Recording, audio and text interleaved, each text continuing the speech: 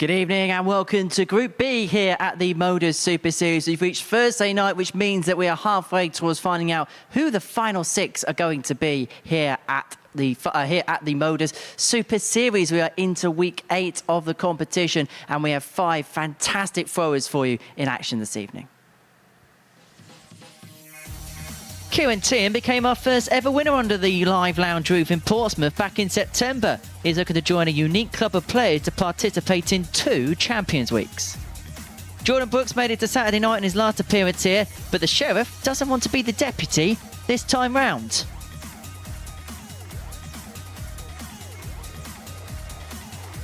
David Cameron saw his World Seniors Masters crown slip away at the weekend and is making his first appearance at the Super Series in 2023 over the course of the next couple of days. Gilliland's consistency saw him finish 3rd in Group A. He's looking to make it through to finals night and potentially join countryman Neil Duff in Champions Week.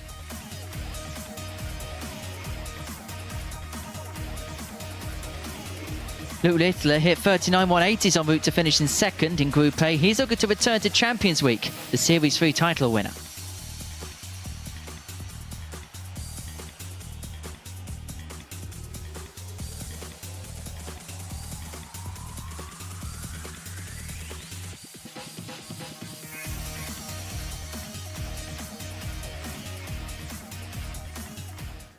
Well, we told you it was going to be a fantastic group, and tonight could be absolutely electric. Chris Mason is back with us here this evening up on the balcony. And I'll tell you what, we've been looking forward to this for a while. This could be special. Yeah, there's a fair few players up there tonight that know what it's like to not only win on that stage, but also win on big stages. The former Masters winner in David Cameron, of course, and Luke Littler, Natural Champions Week winner. It's going to be exciting. Well, it's been some weeks so far. This is how the bracket looks at the Super Series. Andy Bartons was absolutely brilliant in qualifying his way through Group A. He nearly did it with a 9-dart finish as well. Well, this afternoon, the focus was on Group C, and we saw the return of a former Champions Week finalist in Matt Clark in action. Well, it was Harry Ward who finished the campaign top of the pile. Clark and Leonard Gates find themselves on 6 points, but Harry Ward got better, didn't he, as the day went along? Yeah, he found his best form in match 4 of the day, where he had a 4-0 win over Matt Clark using just 60 darts, an average of 100.20, and that's pretty much where we thought the table would end up. You know, I didn't think anybody was going to sort of go on and dominate the whole table. Harry Ward, of course, did lose 1 game, but everybody else still very much in the mix. Gert de Vos is under it, and I think he's a bit unfortunate just to end up with the 1 win today, but a big day tomorrow, and someone could make strides up that table. But Harry Ward looked very good and very comfortable, as did Matt Clark. I know we talk a lot about Matt Clark in this competition. What do you think it is about the Super Series that makes Matt Clark so at home here? I don't think he uses too much energy upon worrying about the situation in matches, worrying about how many matches he wins or how he wins matches. His focus is literally down to just throwing the darts. He doesn't use any unnecessary energy in getting involved emotionally. He doesn't take anything personally. He just grafts and grinds away and just gets on with what he's meant to be doing, and that's winning matches by hook or by crook. He just wants to get points on the board, and I think that's why he's so successful. Well, that action is going to resume from 1 o'clock tomorrow on the Super Series YouTube channel and Sporty Stuff TV from 3 p.m. Well, Group B is a group which is littered full of winners, whether it's David Cameron, the former Seniors Masters winner, Luke Littler, of course, our defending champion here, and Teehan, a player who won on the very first night here. Yeah, he knows how to win on that stage. It's going to be interesting. Last time we've seen him, he did struggle for a bit of form, but it's been a while now, so he's had an opportunity to go away, regroup, work on a few things, and hopefully come back and play a little bit better than he did last time. Well, it's fair to say when we look at the outright betting, it is dominated by one man, Luke Littler. I have not seen in a Group B, we were discussing this earlier on this afternoon, a player so short priced in this group in particular. Yeah, and how well he played in that Group A. I know it was won by Andy, but Luke Littler at 39 180s in that group, which, I mean, it just sounds ridiculous. He was outstanding. The only, if you're going to be overcritical, it was his finishing let him down. If he didn't pin it in 1 dart on the back of a combination shot, then he was struggling to take the legs. If he puts that right, he's almost unplayable. And that 4 to 9, you know, could be even shorter. And that's with all due respect to the rest of the field. It's just that Luke Littler's power play at the moment is above anything else. But as we know from experience here at the Super Series, that tends to matter for naught. If it's not Luke, who do you think is the most likely to contend? I think everybody else is in with a chance. If he has an off night, which I just can't see it happening, we've not seen one from him. You know, he finished second in a real tough group. And like I say, if you want to be overcritical, the only reason he didn't win was because he missed doubles. So that is the assessment of the night as far as Chris Mason is concerned. Let's have a look and see what the bet builder is saying. This is what you've been compiling at home. These are a number of bets and accumulators which have gone through the markets and exchanges, and we put it up into a free-fold accumulator, paying out just over 6-1 this evening. Just talk us through a couple of them, whether you agree with them or not. Yeah, I think with Gilliland, the way he played it in Group A in a very tough field, he more than held his own. And you know, Brooks is coming in cold. Gilliland's had 3 days on that stage. So, yeah, Gilliland to win 4-2 or better at 6-5. Littler versus Gilliland, total 180 is, you'd think that match has got at least 5-6 legs in it. That should be covered. I expect Littler to cover that on his own. And then Teehan against Littler again. A match potentially that could go long. It's the only one I don't agree with, because Littler sort of is in the mood tonight. It's one of those games that he may scream through, and we may not have enough legs in it to cover the 180s. But all in all, it's 6.25-1. I've seen worse bets out there. Well, that is the bet builder. Remember, 18+, begambleaware.org. Well, game one of our evening sees a battle between England and Canada, and this will bring up good memories for Luke Littler because of the Canadian Jacob Taylor that he beat to win the Series 3 title. This time round, it's David Cameron, the former World Seniors Masters champion. A first appearance on this stage in 2023, and considering that he's lost that title now, that Masters title, will he come into this with a little bit more retribution in mind? Yeah, I think it's always tough for the players coming from that side of the pond with the jet lag involved and a lot of travelling. He's been over now since last week. He'd be desperately disappointed with not defending his title at the Masters, but he's won it, and you know that gives you confidence. And he's had a few days on this soil, and he would have sort of adjusted his time and his sleep patterns, and no doubt he's been ticking over with a bit of practice. I expect him to have a good night, but a very, very tough opening game. Ready to go? I am. Let's do it then. Group B could be absolutely electric this evening, so do not plan to do anything else tonight than enjoy a night at the darts. We kick off with David Cameron up against Luke Littler in this prime time battle. Chris Mason's going to make his way down to the commentary box to join Chris Murphy. Good evening, Chris. Good evening, Henry. Good evening, everybody. Yes, it is indeed a battle between the master and the apprentice, although it's difficult to keep using that term to Luke the Nuke, who is hardly a novice based on what we've seen him produce. Of course, the reigning Super Series champion, taking on the newly dethroned Seniors Masters champion. Leonard Gates, who's also in action this week, has taken that crown away from Cameron. But the man who won Super Series 3 here, I say man. First leg, it's David to throw first. Game on. Just 16 years of age. That's even an incorrect description. Owen Binks gets proceedings underway. Luke Littler and David Cameron about to do battle in the opening match of 10 tonight. 100. And yeah, it's a kind of strange matchup, isn't it? Chris Mason has joined me, a man who won the Seniors Masters last year and then opens up tonight playing a 16-year-old. Yeah. You couldn't get, well, further afield in terms of dynamics. Interesting to see how David deals with 97. Cameron. Sorry, Littler.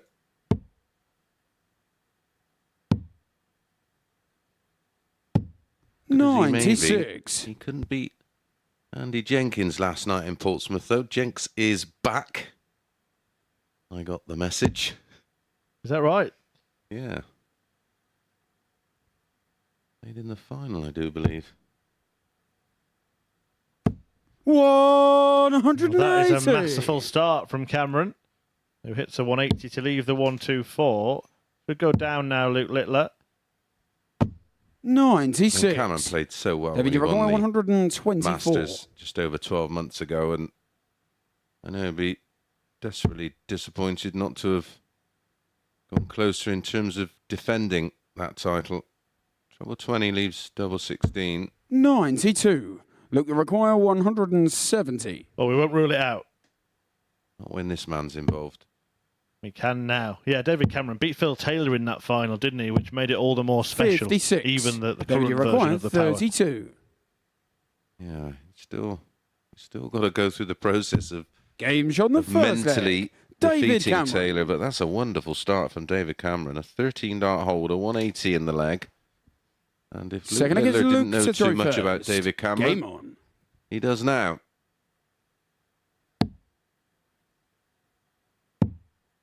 As Henry mentioned, his first appearance of this year 40. here, David Cameron. We did see him in the build-up to the World Championship last year when a few players who went on to Ali Pali appeared. That didn't really pull up any trees on that occasion. He's one of those players that sometimes you see him and you think he's absolutely 46. brilliant, and then other times kind of ordinary. Yeah, I mean, there's certain players like that, isn't there?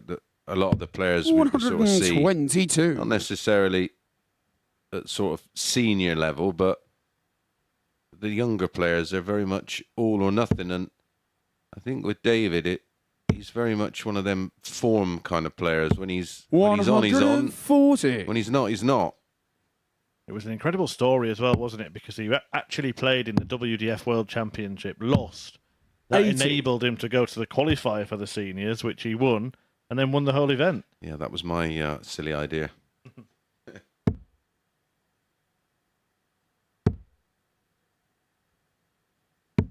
$45. Big moment. Luke Litter's had his own big moments as well. He played in that same Lakeside tournament, but did say that his biggest win to date 59. is that Super Series win that he enjoyed at the end of the last stage.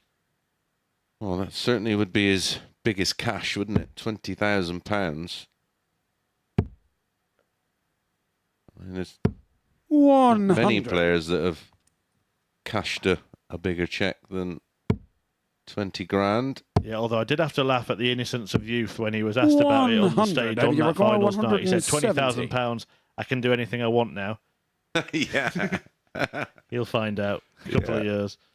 Just about buy a car. Well, this could be a huge money shot.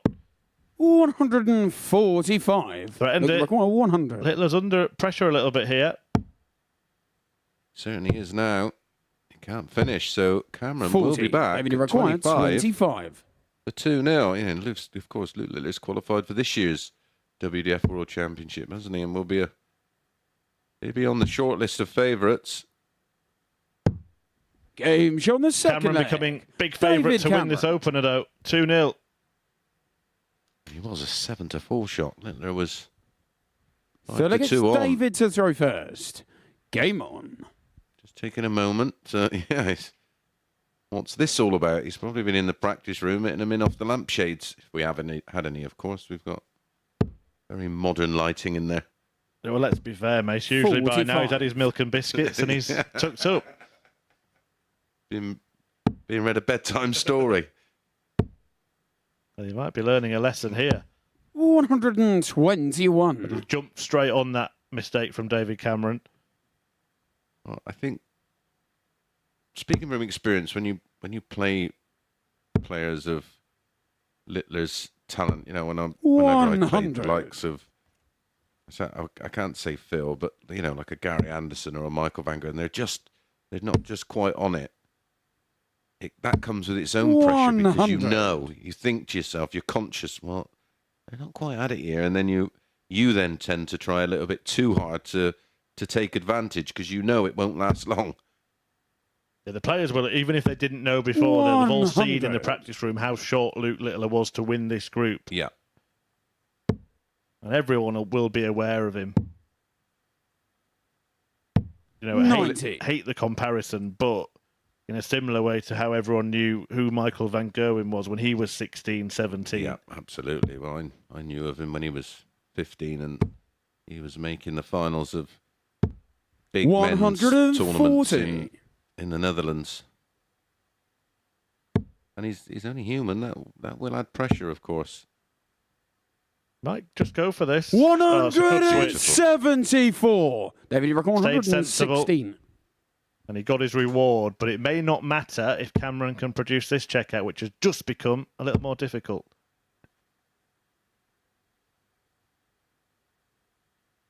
Here's a break-back 60. opportunity Luke now. requires In 16. Group A, Luke did have some issues on this side of the board. Game's on the third leg. Tonight. Luke Littler. 13-dart break of throw. Yeah, I know you mentioned he'd be amongst the Fourth leg favourites is for Luke the to throw first. Game on. Lakeside World Championship. I guess another guy who's already through to finals night is going to be right up there as well. Andy Barton's the WDF #1 at the moment. 140. Very, very impressed with him. You know, obviously I've been tracking his results. I've seen him at the WDF World Championships last year, and I thought he was a little bit unfortunate. He looked, albeit 42. one of the players you fancied for winning it. He was just edged out in the end. In fact, all the sets he lost by the odd leg.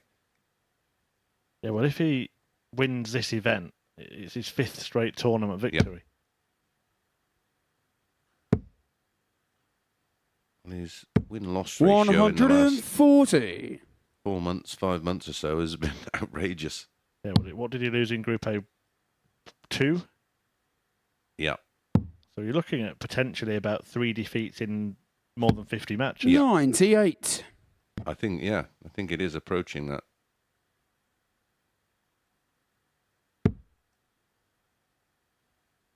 But I'm watching him firsthand.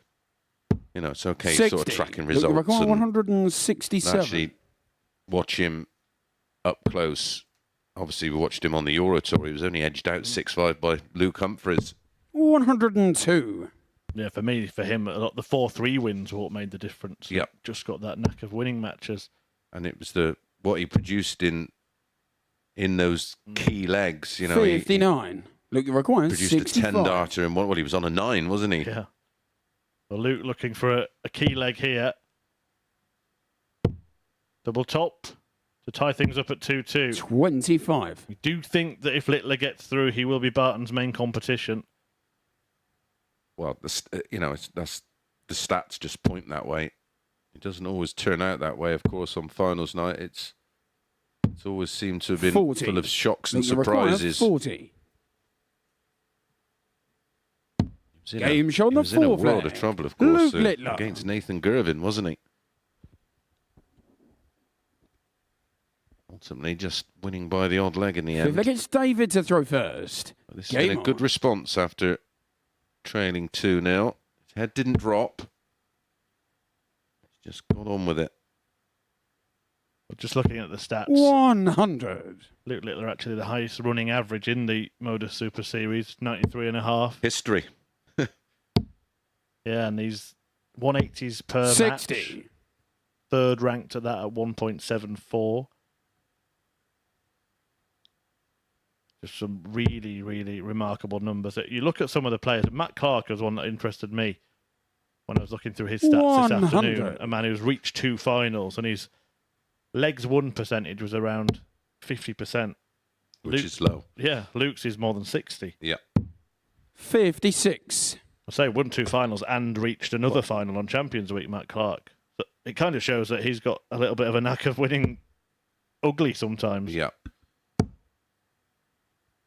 I mean, what was his... I mean, 60. ultimately his downfall, apart from Andy Barton's, was actually the finishing.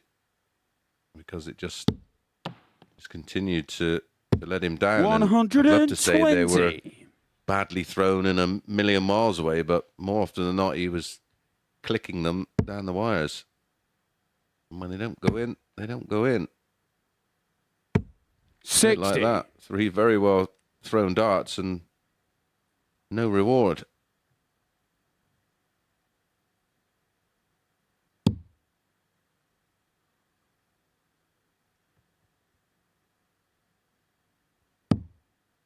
Yeah, finds the trouble. He can stay there. Another trouble would be a bonus. And what a dart that is. Takes him down to a much more doable 1-3-2. And we've seen some lovely VT of David Cameron hitting that ball double 16. 100. Look, When he last appeared here 132. towards the back end of last year.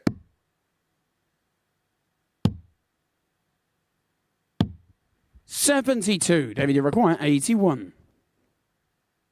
Treble 19, the usual route. And he nails it. 2 at double 12.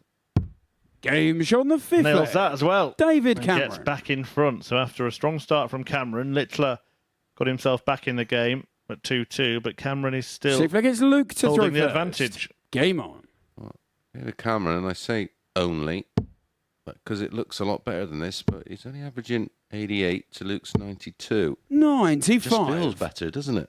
It's 3 out of 4 on the doubles. 12 scores of a ton or more to Littler's 10. Yeah, Littler has been 99. restricted to just 3 darts at double in the game. Just casting my mind back to that Lakeside debut in the men's tournament of him last 80. year. It did take a record average to beat him. Yep. Richard Veenstra, the highest ever average in that tournament, 104.91. Well, in the UK Open that we covered this year, it was 96. a fairly miraculous performance from Gavlas that halted Littler's progress, wasn't it? And he went on to have an incredible 100. run, didn't he? Yeah, absolutely, yeah. Interestingly, in that WDF World Championship, there were only 2 averages over 100. The other one, Andy Barton's. Yeah. What was that, in round 2? 41. Last 16, in fact, the same round as Veenstra did that to Luke. He did it against Scott Marsh, 102.79. 56. Yeah, so he's sort of built, hasn't he, his level of performance and play. I thought he was absolutely outstanding in Group A this week. Yeah, one of the best displays. Certainly, I think, the 98. best debut display. Luke, you require 170. For sure. Another leaves the bullseye. Oh, Game it's shot the absolutely 6th marvellous leg. from Luke Littler. Luke Littler. But almost expected.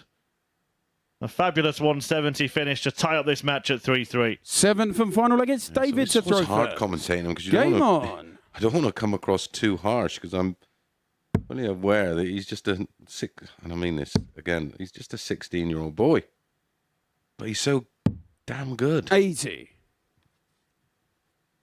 I can only judge him on what he produces. Well, watching him play and talking to him, you get the sense that he 96. really does enjoy entertaining as well. Yeah. So I think when you see, it's a strange one, when you see him on 64, you actually don't always expect it to go, but when you see him on 170, you kind of do, because you think he really fancies this. 127. He was incredible, wasn't he, on the Champions Week finals night when he played that dead rubber. 96.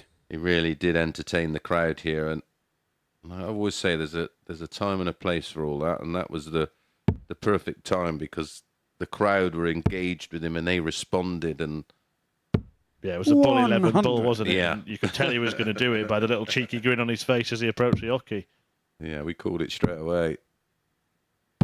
Great counting. 139. I mean, I expected him to hit the last 170. Can we say we expect him to do it back to back?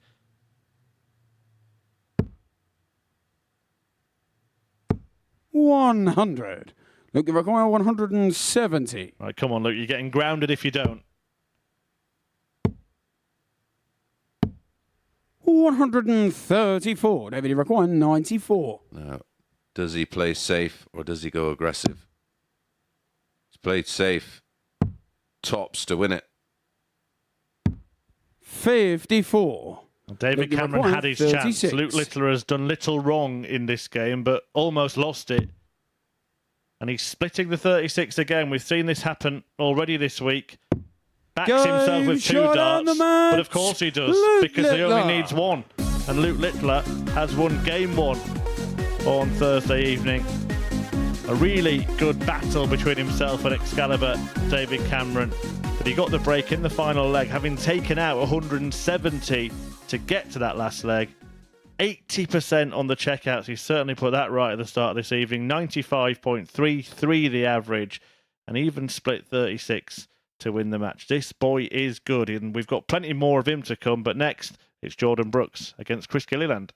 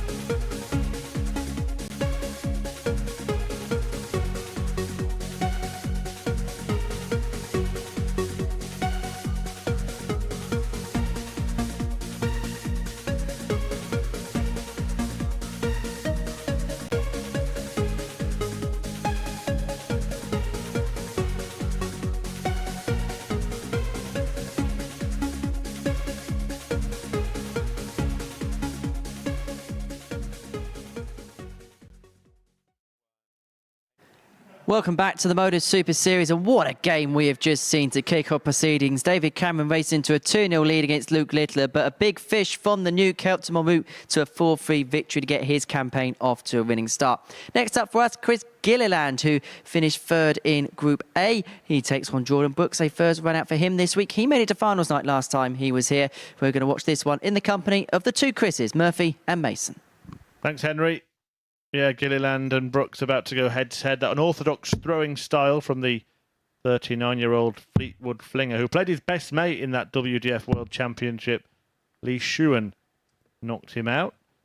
Chris Gilliland, boy from Northern Ireland, little smile on his face at the start of this evening, ready to go about his business. Showed some good signs. First, I guess Jordan to throw first. Group A. And I think, Chris, actually very, very good going to get into this group based on how strong that Group A was. Absolutely. Maybe a bit of a dark horse this week. Can play at a very high level. But this is very encouraging. 121. A style only kin really to Bobby George, isn't it? It's across his face. I don't see too many players playing like that. Didn't do Bobby bad, that's 60. For sure, over the years. Yeah, underrated, his achievements. Oh. Because it was pre-World Championship, yep. People don't really understand the enormity of Grandmaster Champion, which was one of the 58. The big tournaments around at the time. Of course, the News of the World as well, which was the World Championship to win back then. 82. Yeah, still, in terms of a World Championship, darts a very sort of relatively young sport, but yes. There was 60. Plenty going on before then. Before any of the people on the stage were born. Absolutely.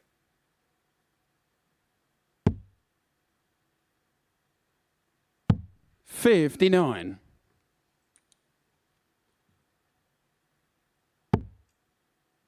Played some decent stuff last time he was here, Jordan Brooks. Yeah, made finals night, didn't he? Decent. 92. Because when I saw him at Lakeside, I'll admit it was the first I really knew about him, and he was disappointing on his debut there. I don't know if the fact that he played his good friend was something that impacted his performance. 100. Jordan, you record 170. Nickname comes from Sheriff. If you know, get in touch with us via our Twitter page at MSS Darts. We are on Facebook, Instagram, and TikTok, but we will have the at MSS Darts Twitter page open if you want to let us know. 54. Out, really. Jordan, you require 85. I was hoping you were going to tell me he was from Nottingham, not Fleetwood. Well, is he thinking about not going for this? He's had a look at Gilliland's score. Certainly go for it now. 60. Not a million Because you miles require away. 146. Fine effort. And this man, in terms of ton plus finishes this week, was right up there. He had, what did he have? 86. 15 Jordan, you that require were hit on 25. day one. Yeah, all in the same day. Half a dozen ton plus checkouts. Brooks, having left the 25, looking to clean it up. 17. Can't do it. Chris, you require 60. And now you look back and go, well, maybe he shouldn't have gone for that bullseye. That's perfect for him. Game show on the first leg. You can see Chris why Gilliland. from that shot. His darts are below horizontal, which allows him full view. Second leg is Chris to throw first. Game on. We have had a tweet in about Luke Littler's decision to split that 36. The person who said it, John, said that he'd never seen it before in his life. Obviously wasn't watching on Wednesday. Andy did it the last time he was here. 140. The point he was making was that Luke did that with his opponent on a double. Yeah. You can see from that shot there perfectly. That's pretty much over the shoulder of the players. 96. And he can vary it, can't he? It's quite a skill, as you can see, pretty much a very neutral dart. It's neither 100. sitting up or laying down. Yeah, actually, neither player should have any problem going above or below. So, you're surprised to see many switches in this match. Well, you will now, I would have thought. 59. Right on cue. Yeah, you'd be hard pushed to have got one in there. 100. It should be 19s. 5 of them leave 170. 7 of them leave that wonderful 133. 132. You're A personal 161. favourite of myself, some Murphs. Yeah, the champagne shot. Now he has a chance here to either go for the treble or play safe on the ball, but that's a wonderful dart. Because you're 132. Well, how about some fizz? Can still be done if he finds the treble, which he has. But the ball. 107. Jordan, you require 24. For a level game. Game shot in the second Instantly. leg. Jordan Brooks. Breaks back.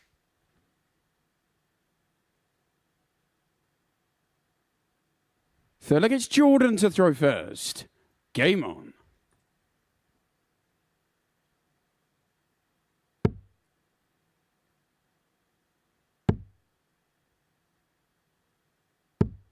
$24.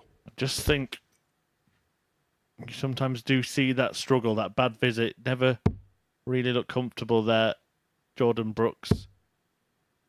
Well, that was a big issue for Gert de Vos today, wasn't 140. it?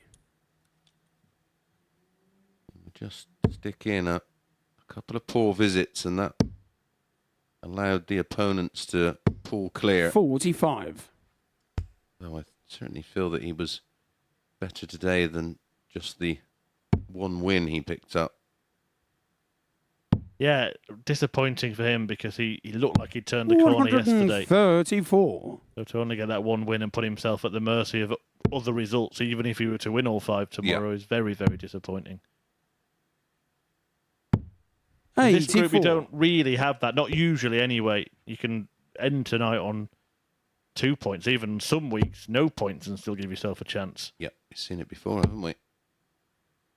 Players have missed out on 8, 57. but usually get through. So even if you have the disaster tonight, you can come back and have the opposite tomorrow.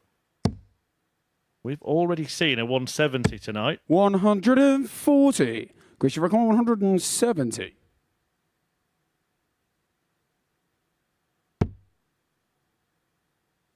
One of those, and it looks the perfect lie. Can he hit the ball this time?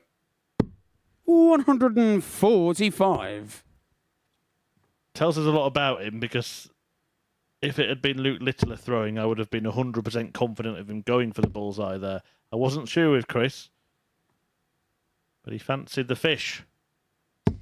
140. Christian required 25. Chooses double 12. This for a break. Game shot on the And third. that's what he leg. gets. Chris Chooses right. Gilliland.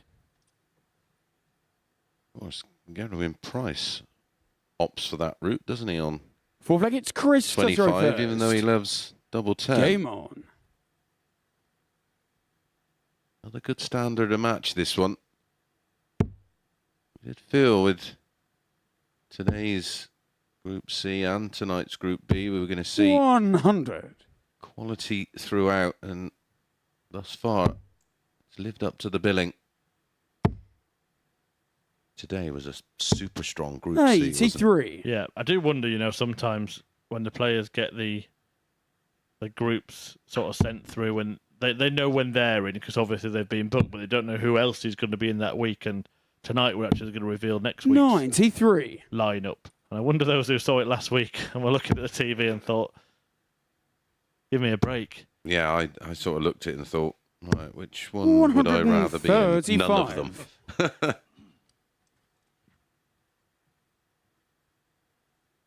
I suppose it's like anything, isn't it? Luck of the draw, and if you're going to be the best, you have to beat the best. I think I think the attitude is if you 43. come into this in good form, you fancy any group. Ultimately, you've got to beat the players at some point to win the week. But the way Champions Week is currently mapping out, I think it's going to be we keep saying it. It's going to be the strongest one ever, and that's because, of course, our reach now is getting bigger. And I think, is it tomorrow night, the 133 ADC Vault Finals, 32 players battling it out to earn their place here in the very near future. Good luck to all the players participating in that. Try and find 100. a list of the 32 qualifiers. 132. Still digging. Well, maybe not 32, but what about 132? Needed another bullseye. He's determined to get a big finish here. He's tried the 132, then the 170, now back to the 132. The irony would be Brooks taking this out. Well, if he wanted 125 there and he was going for a 25 to hit the ball, you almost guarantee it. 41. This is for our first hold of Chris throw. require 40. To go within one. Impressive start, averaging over 90. Game shot on the 4 flag. Chris Gilliland. He's good for this 3-1 lead. Yeah, very, very strong showing. And looking like he's going to 5th flag is Jordan to throw first. just lay a marker down a little bit. 3 go through from this group, remember. Doing himself no harm at all with this opening performance. 55. Finishing is very tidy as well. 3 from 5.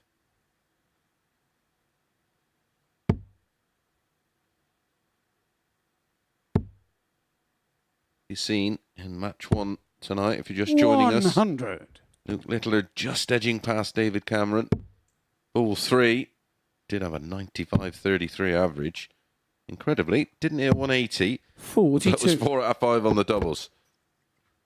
Maybe he's just going to work on his doubles over the next couple of nights. Well, look, if we see a match where he puts it all together, then we can start thinking about a record average, can't we? Because there was one match. 78. There's one match this week, wasn't there? There he was threatening a record-breaking average. We've had 2 records equaled this week. The 40. amount of 180s in a Group A, 131, that was matched this week. And the amount of 180s in a single match, that was matched this week with 9. in 6 legs as well. 140. That match had gone one more leg. I'm certain the record would have been broken. Well, just on that, you said that you felt that the Champions Week was shaping up to be the best ever Champions Week. Is this the strongest field 96. ever in a non-Champions Week? It's right up there, isn't it? Just trying to... It was 1 week, I think. A fella called Mason won it. Was that a bit better? 99. The Champions Week that week was daunting. The actual week I won, I was obviously over the moon with it, and I looked at Champions Week and I thought, wow, I'm in a spot of bother here, Mason. 180. Well, I can't describe that 84. First max of this match as too little, but it may be too late for Jordan Brooks. As Gilliland eyes up the 84. Will he eventually hit a ball? No, it'd be double 11. 62. Well, Jordan Brooks require 88. may hit a ball. He'll hope to get a dart at the outer ring, but minimum is to get one at the bullseye. It's 2 for double 14 to stay in it. And he fails to do so. So Gilliland Christian required 22. has a match at his mercy. The nicest double in the world. Can he use that to just bump in? Gone further away with that one. 11. Jordan, you require 14. Well, awkward doubles all round. Yeah, another one that's not particularly pleasant. Game No shot on problem. the 5th flag. Jordan Brooks. As he holds throw. 19 dart hold. 6th flag, it's Chris to throw Multiple. first. Game on. Well, 4 match darts for Gilliland have come and gone. Lost his flight on the way back there, Jordan Brooks. In fact, I remember a game back in the salad days of Southampton, 97. Mace, when Gilliland was playing Wes Newton, and he tapped him on the shoulder as he was throwing, not to put him off, but actually to tell him, you've not got a flight in that dart, pal. Yeah, great sportsmanship, that. And they did have a good 65. giggle about it as well afterwards. Maybe dig that out and do some golden arrows on our social media I think channel. we should do a what happened next. We've had some absolutely incredibly bizarre moments 180. over our time just here. Those incredible 180s where they've not gone in, come out and gone in the treble. 140.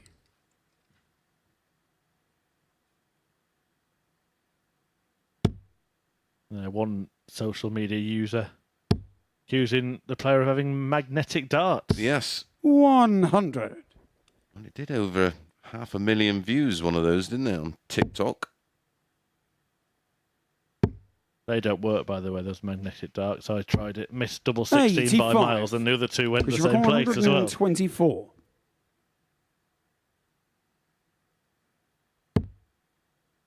It doesn't have to go for the ball at the end of this, but having done that, it probably will. 84. Well, decided against it in the end. Yep. Sensible play from Chris Gilliland.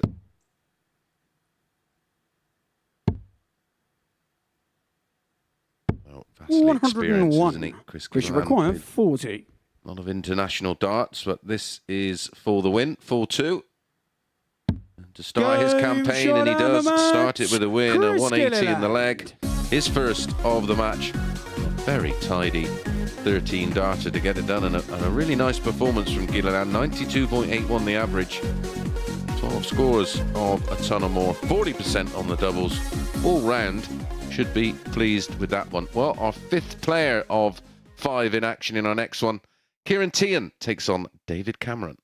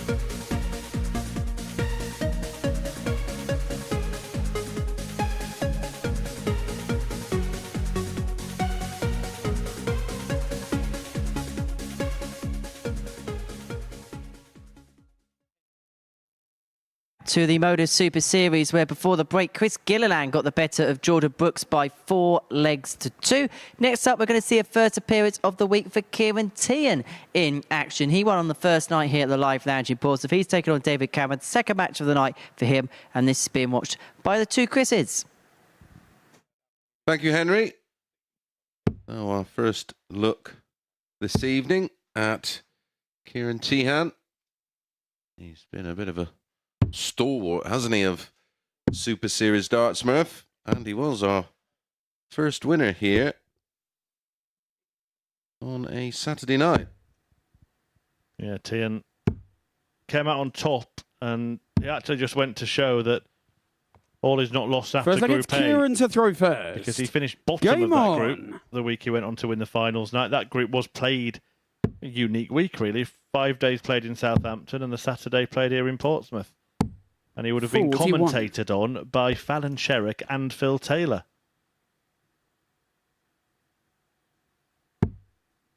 Them two aren't bad. Yeah, we've seen him off, Mace, don't worry.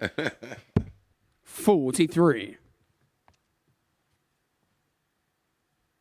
It was great to have them down that night, actually. Obviously, Fallon's been back and been on the stage. Phil said he would, but 150. come on, Phil, if you're watching, we're still waiting. I think it would do him the world of good. I mean, he's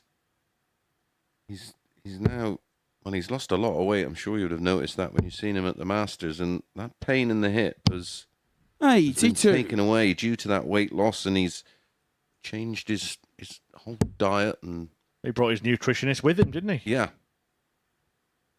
96. And I think that means that he won't have to go through that very invasive hip replacement. And in turn, that's allowing him to practice a bit more. 100. And I certainly thought he certainly looked better at the recent Masters. And even if he played a Thursday and Friday night, which isn't too taxing, I 83. honestly think he would benefit so much. Yeah, ideal for him maybe in the build up to that match play.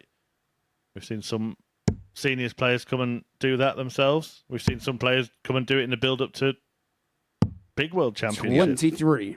Well, it is. There's no better preparation. You can't replicate this environment in practice. I'll tell you what, Taylor comes and plays on a Thursday and Friday night. 96. 4 matches. He'll still be on stage less than he would have been in some of those World Championship finals he played in. Yeah. Even the ones he won to nil. 60. Kieran, you require 70. Evening, Peter. 88 then for Kieran Teehan. Game Double shot on the found. first leg. Well, we were Kieran talking Teehan. off air, saying that David Cameron would probably come out and play really well, despite that disappointment against Luke Second against Littler, where he David to throw missed a match first. start in a Game very on. decent display, but the first leg he was completely AWOL. Yeah.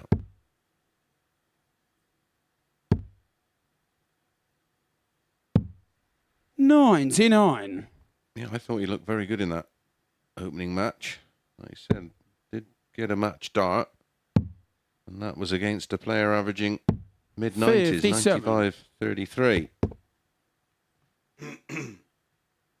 Littler back in action next against Jordan Brooks. And then Chris Gilliland will take on Teehan. before Cameron 99. returns to face Brooks himself in game 6. Yeah, just to express how good that game was with David Cameron and Luke Littler. They both had 5 darts at a double and 7 between them. 85.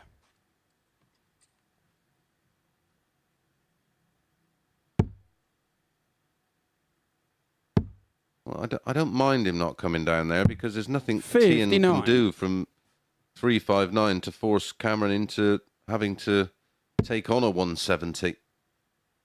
I think the less you complicate this game, the better. 96. It's hard enough anyway. Yeah.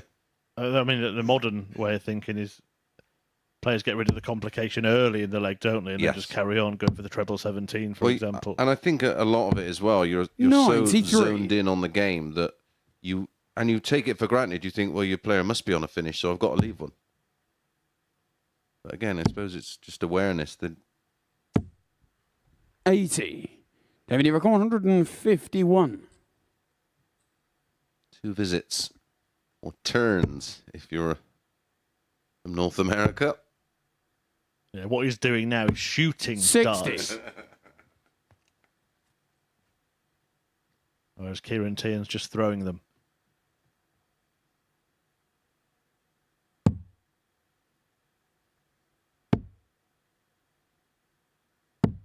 $93. David, you record 91.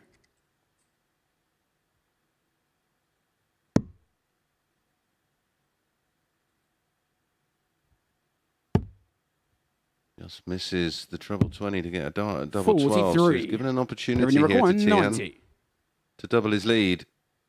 Treble 20, double 15, 20-20 ball. Cancel that. Or double 16, great recovery. 58. David, you require 48.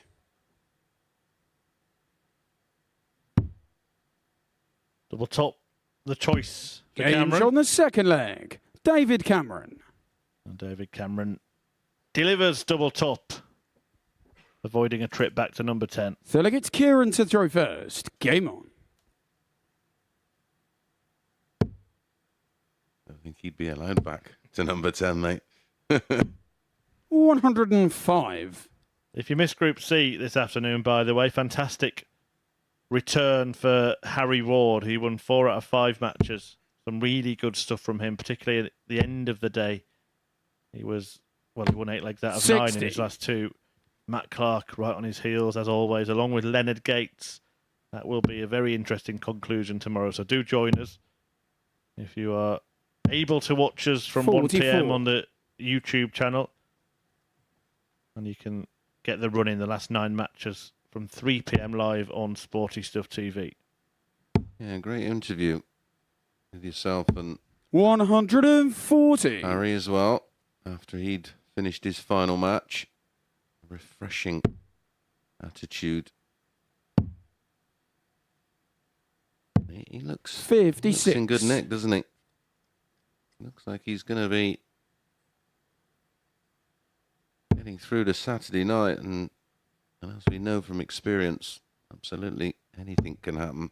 83. Yeah, he might be the joker in the pack, you know, when you look at the field this week, just because of his absence. I mean, he's a PDC title winner, so everybody knows his quality, but because he's not played darts for a while and he's on a comeback trail, you probably wouldn't have had him in the conversation. No, but I think for me, because it was done on his terms, wasn't it? For personal reasons. 98. I've been mightily impressed. Certainly impressed with his mannerisms as well, and his body language. 117. David Cameron looking at the Shanghai shot.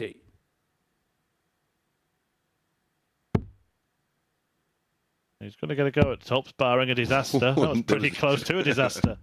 Game but shot finds the tops. Leg. David Cameron. 15 dart breaker throw, giving him a 2-1 lead. Fourth leg, it's David to throw first. Game on. Yeah, 2-1 to DC. Who, of course, himself has played in, well, all of the available World Championships now. Played in the seniors, the Lakeside and the Ali Pali. And he had that incredible match, didn't he, at the Ali Pali? The end of last year. 95. If you remember the comeback against Richie Edhouse. Well, yeah. Yes, that's right.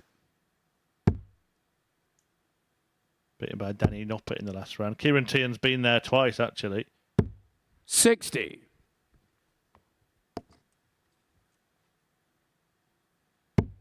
Debuted in the 2020 edition. 83. And he was beaten by Mervyn King. Listen to this for a result that looks so much better now than it did then. In the first round, he beat Ross Smith 3-0. Wowzers. 85. Smith, of course, went on to become European champion.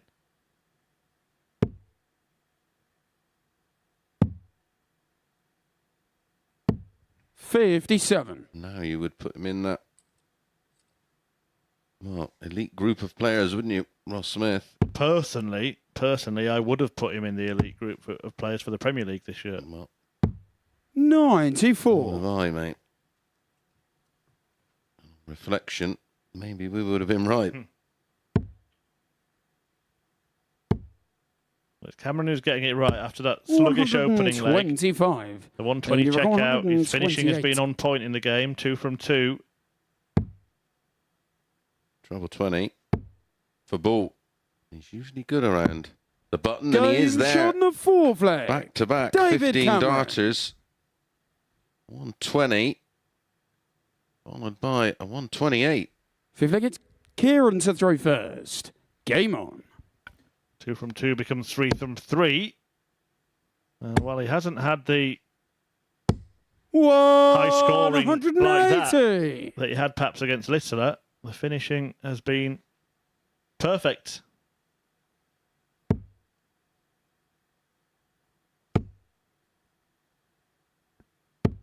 $85.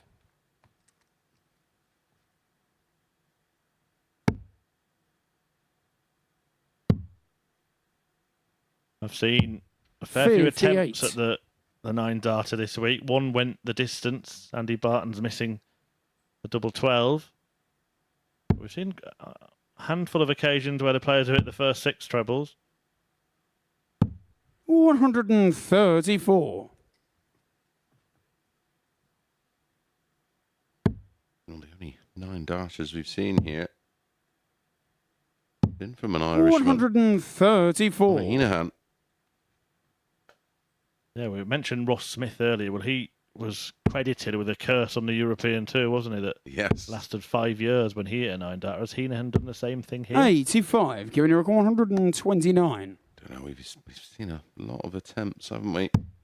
Almost feel like it's only a matter of time. Well, if Luke Littler hits one this week, he'd be the 89. youngest one to hit one on TV if it's on Saturday night. Yeah, we saw Fallon Sherritt go 7 darts in as well when she was here last week. And 41. that would Giving be you the a require first 40. woman to hit a 9 darter on TV. But it's just a simple double top Game for shot Kieran the fifth Teehan and a leg. very, very Kieran respectable Teehan. 13 darter to keep this game going. See if I get David to throw first. Game on. In this position, Gilliland produced a winning leg on throw 85. to win 4-2 against Jordan Brooks. Will Cameron be able to do the same? But it's also worth remembering that he was in this position against Luke Littler. 100. Yes. Yes, of course he had the throw to win it, didn't he?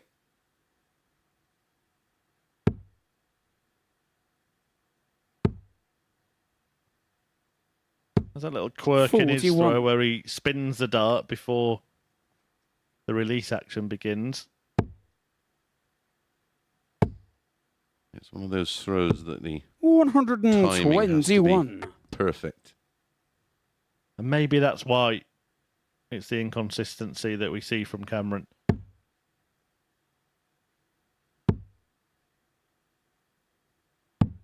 $97.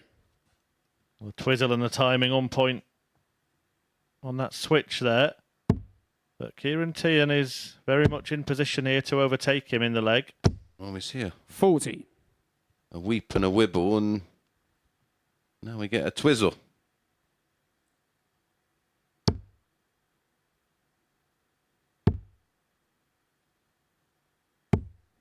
$125. Recovery.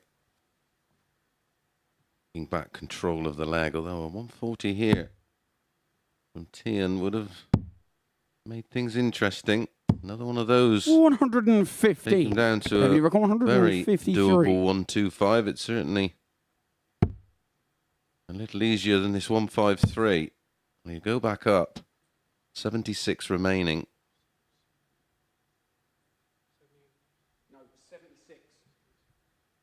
Just checking with the referee Owen Binks what was remaining. 97. Giving you 125. I So I was surprised he came straight down after dart 1.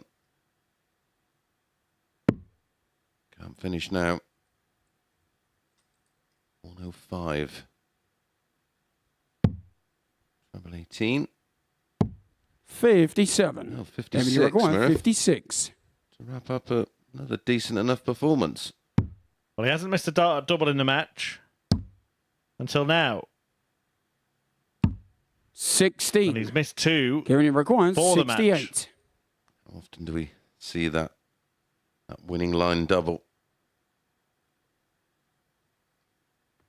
They were right on it.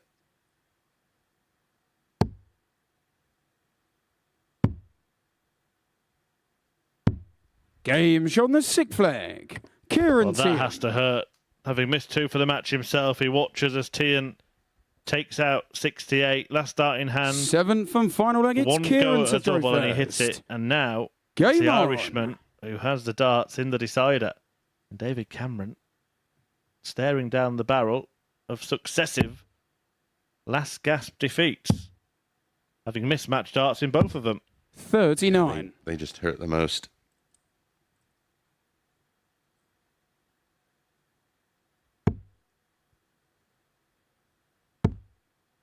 He would have been 177. licking his wounds a little bit after that World Seniors Masters match because he lost that in a last leg decider as well to Neil Duff. That happened to him, of course. 125. Against Richie Howson, didn't it? In that inspired remarkable game. Well, it's a perfect start in this game for Cameron, but that won't continue. It was a decent response. One thing that 140. Kieran Teehan's done very well in this match is if he's thrown a loose one, he's got a couple of trebles to make up for it. He's dug in. 77. Almost right on cue there, Murph, with exactly what you just said. And only a ricochet denied him the 2 treble 19s. Is that his mate, is it? 60. Well, he needs to leave himself at a 120, you would think, to put some pressure on Cameron, but there's another one of those looser ones. 45. And no recovery. You require 124. Well, that's done. He's taken the pressure off Cameron. This 1-2-4 should stay there. Don't get that. You've got a beautiful guide. 39. You're not going for the ball. Stay on the treble 20. Ton even leaves you 2 12s. Yeah, just makes it a little more 96. dramatic than it needed to require be here, 85. David Cameron. You could end up on the ball, which you would have to go for now, and then you hit a 25, and then... Although I like that play a lot. 45. He keeps backing himself on tops, but that's now 4 darts he's You're in your missed record at 190. it this evening to win matches. 1 in the first against Littler, 3 in this one. They haven't been far away, to be fair to him. Either side of the wire, haven't they? He'll get to throw at it again. 43. David, you require 40. But can he finally pick up some points? It will be double 10. And still, 20. he hasn't hit. Kieran, you require That's 6 match 76. darts.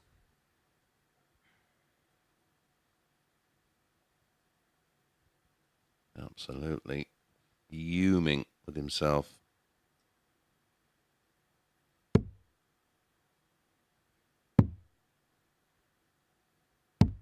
$56. David, you require 20. 6 match darts across 2 matches, 5 in this one, but he will have more. But now it's double 5. He can't come inside on this. Has come inside. Cannot cross the line. Kieran, you require 20. Kieran Teehan will be thinking that all his Christmases have come at once here. Can he hit what Cameron couldn't? Yes, he can, right in the corner. Kieran Teehan. And that is bound to hurt for David Cameron. Teehan takes it 4-3 after Cameron squandered all of those opportunities. Remember, He was 3 from 3, went on to miss 8 darts at double to wrap it up.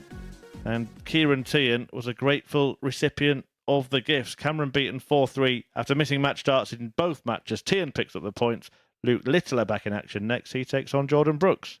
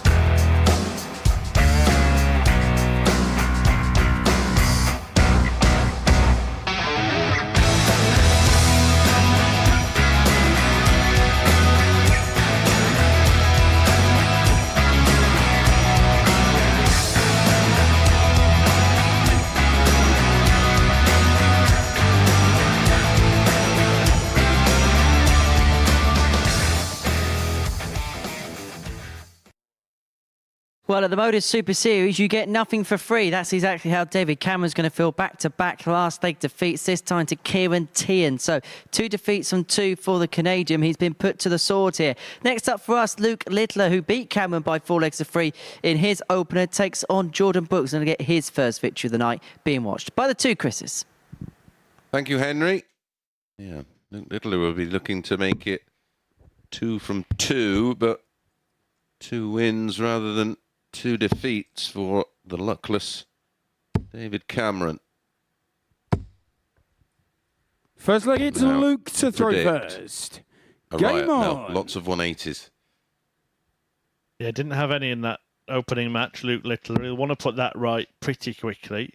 Did have a 170 finish, though, so maybe we can let him off. 48.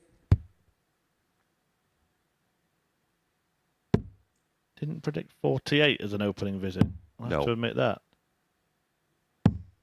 61. It's interesting that he struggled so much with doubling in Group A that his doubling was near immaculate in that match against Cameron, our opening match of the day.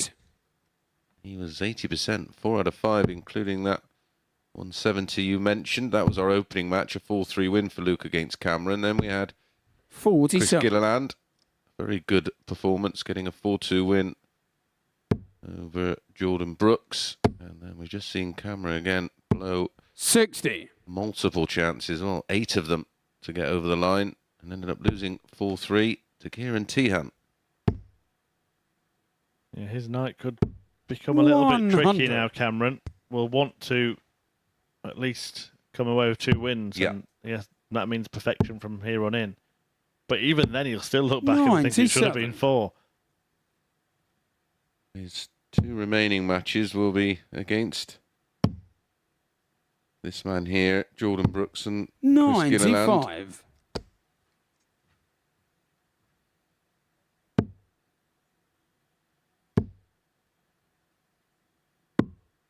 $105. Get the sense that, without any disrespect to Brooks, that the other 4 in the field feel they should beat him. So a defeat against Jordan may be a big damaging blow to anyone. 58. Looking for 195. However, he did show that he's more than capable himself. Took out a lot of 3-figure finishes last time he was here. This wouldn't be 3 figures, but it would feel like it. 90. Jordan, you require 140. Credit does have a win percent record, meaning that he wins more than he loses, around 55%, isn't it? They're looking to 100. make it through to the Saturday night for the second time. Double 2. 3. Jordan, you require 40. Double top. Make that 10s. And still shuffling across, trying to find a route. Found Game shot on the first leg. Jordan Brooks. Found a breaker throw as well. A quizzical look Second against on Jordan the face to throw of first. Game on. Luke Littler, who it might be turning out is not so much of a night owl. Could have been beaten by Cameron. Made a slow start in that match. His first leg was his worst leg, so let's hope that he books his ideas up like he did in that game. Yeah, he was 2-0 down in that one. Before then, 134. a 174, and then a 13 darter and a 16 darter, and then Cameron with a 17, and then that leg 6 was a 15 darter. We've seen the 170 from Luke. But yeah, he's not getting out of the blocks particularly quickly. 140. Still waiting on anybody to tweet in and tell us why Jordan Brooks is called the Sheriff, by the way, at MSS Darts. 100. Someone out there must know.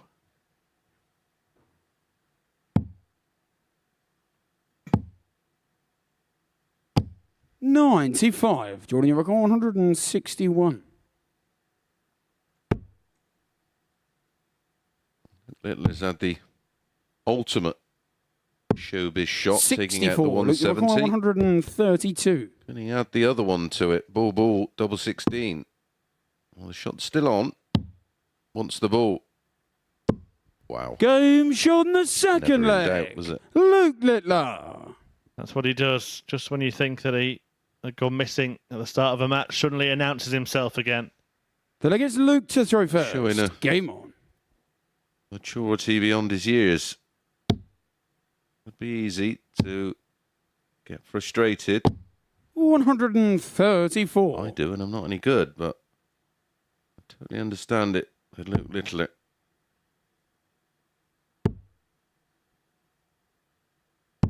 $59. Yeah, really, really good stuff. Jordan Brooks now knows that he is going to get the top-level Luke Littler thrown at him, at least for parts of this match. 57. Did himself win the Scottish Open earlier this year. Jordan Brooks, a good title to hold. Yeah, used to be a tough one to win, that one. 95. Apparently, the first Fleetwood-based player to win a national title of any kind. 100. And that includes the likes of Wes Newton. Of course, won PDC titles, but I think that what they mean by that is something with Scottish or English or Welsh in front of it. 140. Had some really good runs in the big majors, Wes, didn't he? Yes. Premier League player, of course. 145. Good mate Lee Shewan to that title. He looks to make it through to Saturday this week. Shewan didn't make it through to Friday the last time he was here. 96. I think it requires 65. Slipped in the shower, got a bit of an injury and pulled out. 33, 32. I love that weight. 49. I think it's such a good shot because the 14 for tops is just above it if you go into the single 11. And I love the adjustment from the 33 to the 32. Just hoping to pick a pocket there, wasn't he, Brooks? 51. Look, it requires 16. Couldn't do it, so 16 for the 16-year-old. Game show on the Sheriff third leg. picking Luke pockets. Littler. Yeah, Maybe he's a dodgy sheriff. It might be an ironic nickname. Fourth leg, it's Jordan to throw first. Game on. Unsurprisingly, most of the correspondence we're getting on social media is not about Jordan Brooks, but it's about his 100. opponent. Just people still in awe of what a talent this boy is. Might be so. 180. Well, there we go. We had to wait a while. But in that spell where we're waiting, we have had a 174, a 170 finish, a 132. 140. Brooks giving it some. He is. Interesting.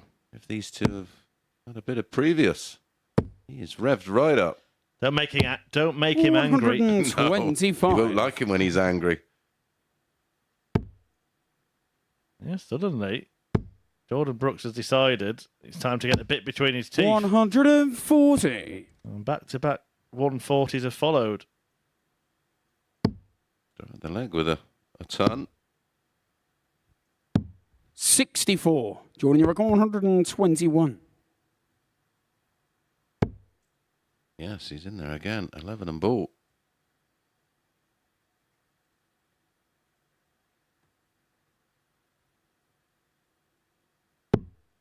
Oh my goodness. Double 18. That was super risky. What a risk. 103. It hasn't paid off, and Luke Littler is going to get the chance Luke, you require 132. to take out another 132 finish. Yep. Produced it in leg 2 for a 12 darter, and he went this way. Oh, doesn't get the 57. 60. Jordan, you require 18. Well, he took the risk to leave double 18, but now has left himself on double 9, which can be tricky. Game show on No the fourth leg. Problem Jordan for Brooks. 2-2. Just completely, suddenly changed his whole Fifth leg is demeanour, Luke hasn't he? to throw Blink of an first. eye. Game on. Quite a bit. I wonder if he went onto the stage remembering he was playing a 16-year-old, but then decided, no, I need to play my game. 60. Yeah, quite possibly. They say it's the demeanour came a lot more focused and 85. aggressive. Maybe that's how he needs to play. Some players do need that. Yeah, one of the many great things I like about this sport, 140. because different players need different things, and some need some sort of zen-like calm in their style. Others need to. Well, James really go for it. Richardson's another one that, 83. when he's hyped, seems to play his best stuff.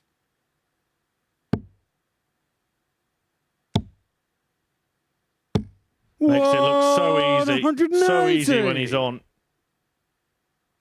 He's on for another dozen dart leg. 140. Look, you're 121.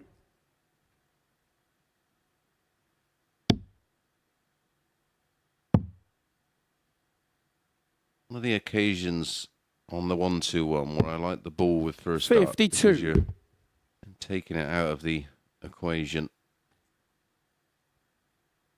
Yeah, particularly with your opponent not on a finish. Yeah. Options on the 69. And of course, if you only hit the 25 and 2 single 20s, you're still then leaving 56. So it's 2 at a double. 23. Look, you require Okay. 69. You do you.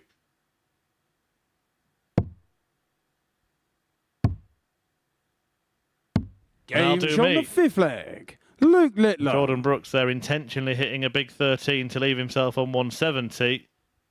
Luke Littler saying no. Sixth leg, it's Jordan to throw first. That's Game. my game.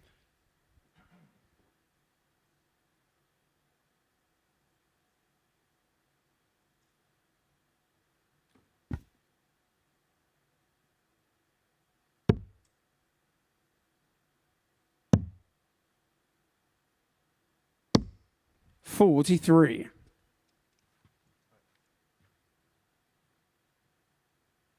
Littler closing in then and looking to do it in style.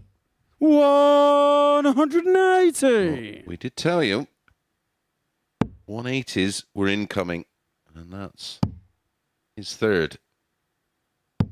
96. 39 on his own in Group A.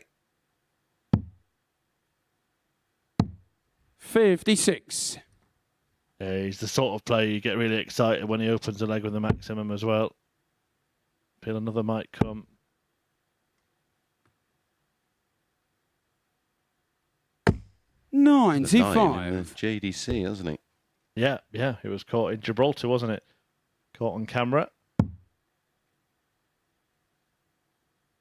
He might leave the 170 again here. He won't now. 58.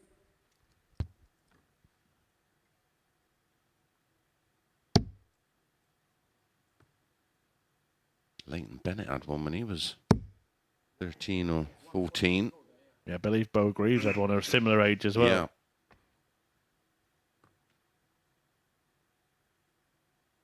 You remember your first? 140.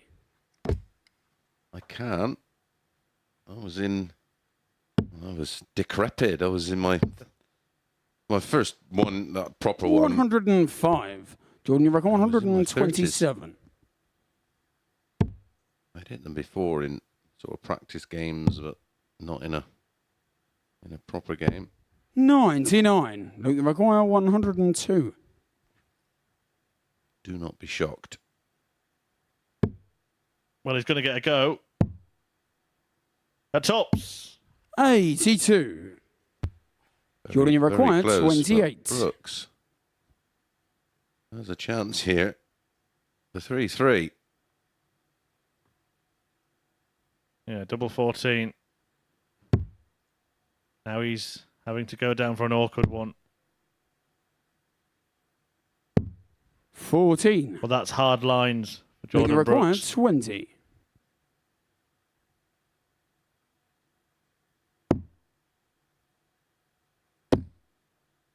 Will he get another go?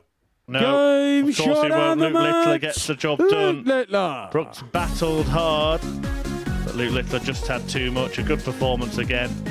Despite some double trouble in the game, an average of 92.59. The 180s have arrived as well, 3 of those, and a 132 checkout for good measure. Good start to the night for him. Coming next, Chris Gilliland takes on Kieran Teehan.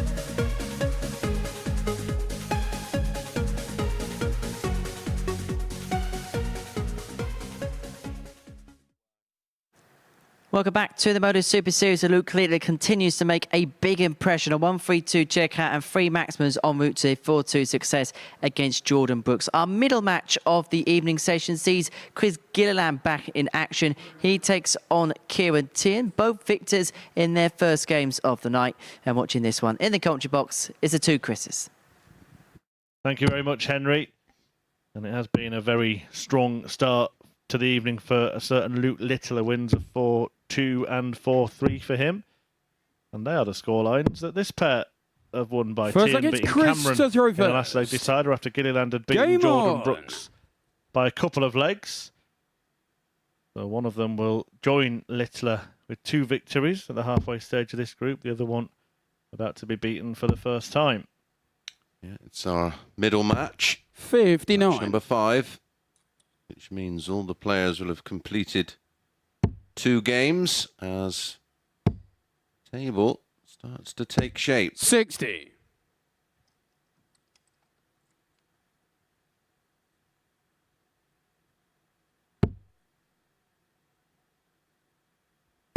A couple of Super Series regulars going head to head. 59.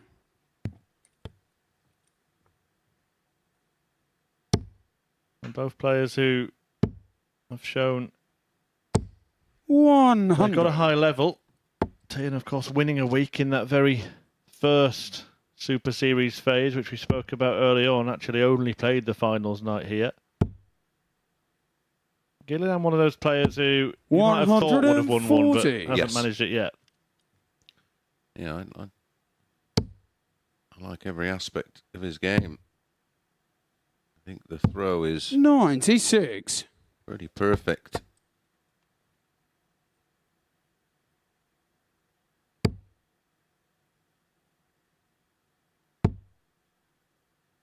Yeah, didn't even win a week in 26. the old format either, despite often being competitive and being there on the Saturday night.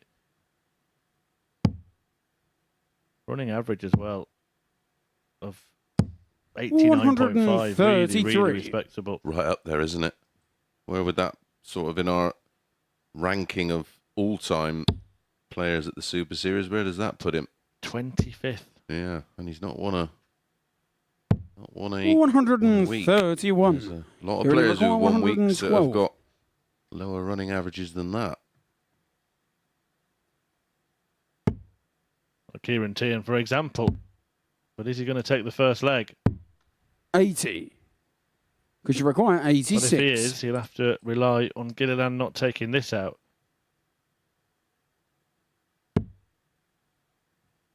May only be the bull. It is only the bull. And he gets nowhere 41. near it. Kieran required 32.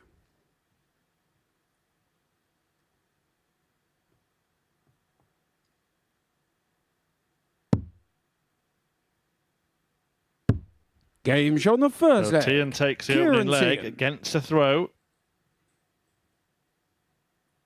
Gilliland looking down. Second leg, it's Kieran to throw Yeah, I first. was just looking at Teehan's stats by comparison. 86.17, and he has won a week. There you go. Has to be all right on the night.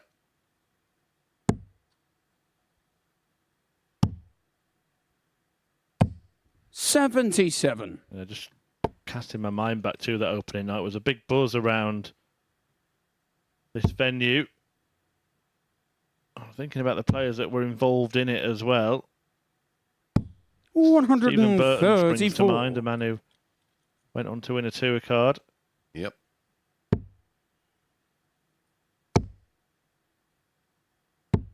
He actually 85. lost one of his darts here, didn't he? Yeah, it fell under the stage. We had to use a different third dart before we eventually dug it out from under the stage and had to post it onto him. 137.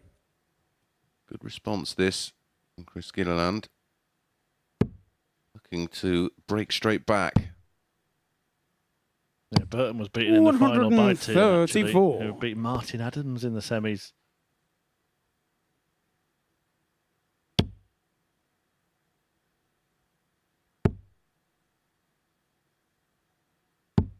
100.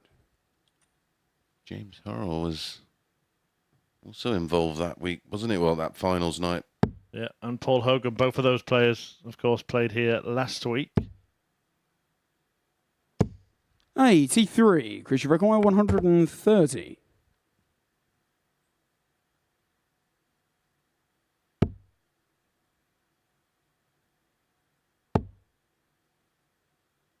Another go at the ball. 105. Going all the way Kieran, you around reckon it. 122.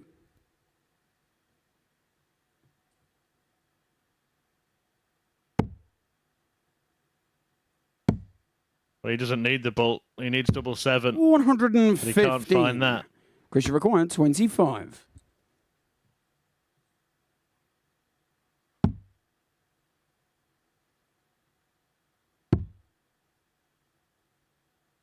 Is that in the way? 1. Kevin, you reckon 7. Well, we won't know how much it was blocking the bed, but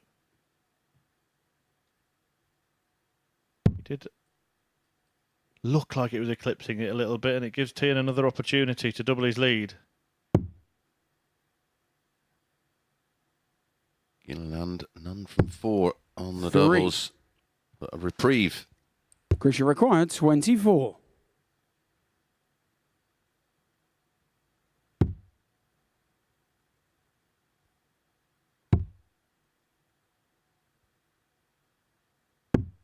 Game shown the And he second takes leg. advantage of it. Chris Gilliland. Level with Teehan in this Group B battle. I did forget, actually, Chris, that So he was in your Group B on Champions Week, wasn't he? Yeah, Kieran? he was, yeah. He beat you 4-3. And then you beat him 4-1. I did. And that was, I think you were already through by then. I It was, yeah. Quite a one-sided group in 45. terms of the top 3 were much further clear than the bottom 2. Yeah, I think it was me and Darryl Pilgrim, wasn't it, on level points? Yeah. I think you'd just beaten him to qualify and then Yeah. 30. beat Teehan as a... A little bonus. Yeah. Condemned him to bottom of the table. How cruel.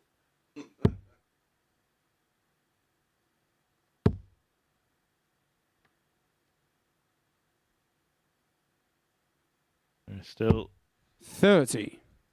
3 champions have been crowned here at the Super Series, but that will change in a few weeks. Conan Whitehead the first, and Raymond Smith, and now Luke Little are trying to defend his title. 96.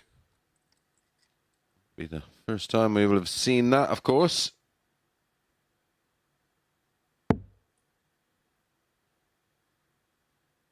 Records are there to be broken, or as I like to say, 140. the DJs. Well, I think we will, even if we don't see someone go back to back, I think we'll see someone win twice. 60. Still will take some doing. To win this twice is, you've got to be on all the time. Oh, just to win the week and then to back that up with winning a Champions Week is 140. just because of the relentless nature. Yes, you could be in a slightly softer week, but you don't get a soft Champions Week. 59. Because you require Yeah, 146. we're not getting a soft Champions Week this time around. No, you're either. not. Although we haven't got a soft week here. The £20,000 is fabulous prize money. When you win 86. a Champions Week, you will certainly be earning it in Series 4. All we know at the moment is that Andy Bolton will be in Group A because he is the man with the highest weekly average of all the 85. qualifiers, and there aren't enough weeks Because you for require 60. 6 players to overtake him. And that's how it's decided. The 6 players with the highest average play in Group A, ultimately 40. giving themselves 2 bites of the cherry. That's the reward. Well, I'm someone with no right to criticise, but they were awful darts from Chris Gilliland, weren't they? We saw the camera angle, how 131. clear that double top was, and the second dart actually Because you landed require below 20. Yep. the first one. Sometimes you just get the timing of release wrong. Game Gets it shot right right there. leg. Chris Back to Gilliland. back legs. It's a fairly low key affair, this one. Fourth leg, it's Kieran to throw Gilliland, the first. 1-2 favourite. Kieran Teehan, the 6-4 dog. The Gilliland far from happy with his performance. 140.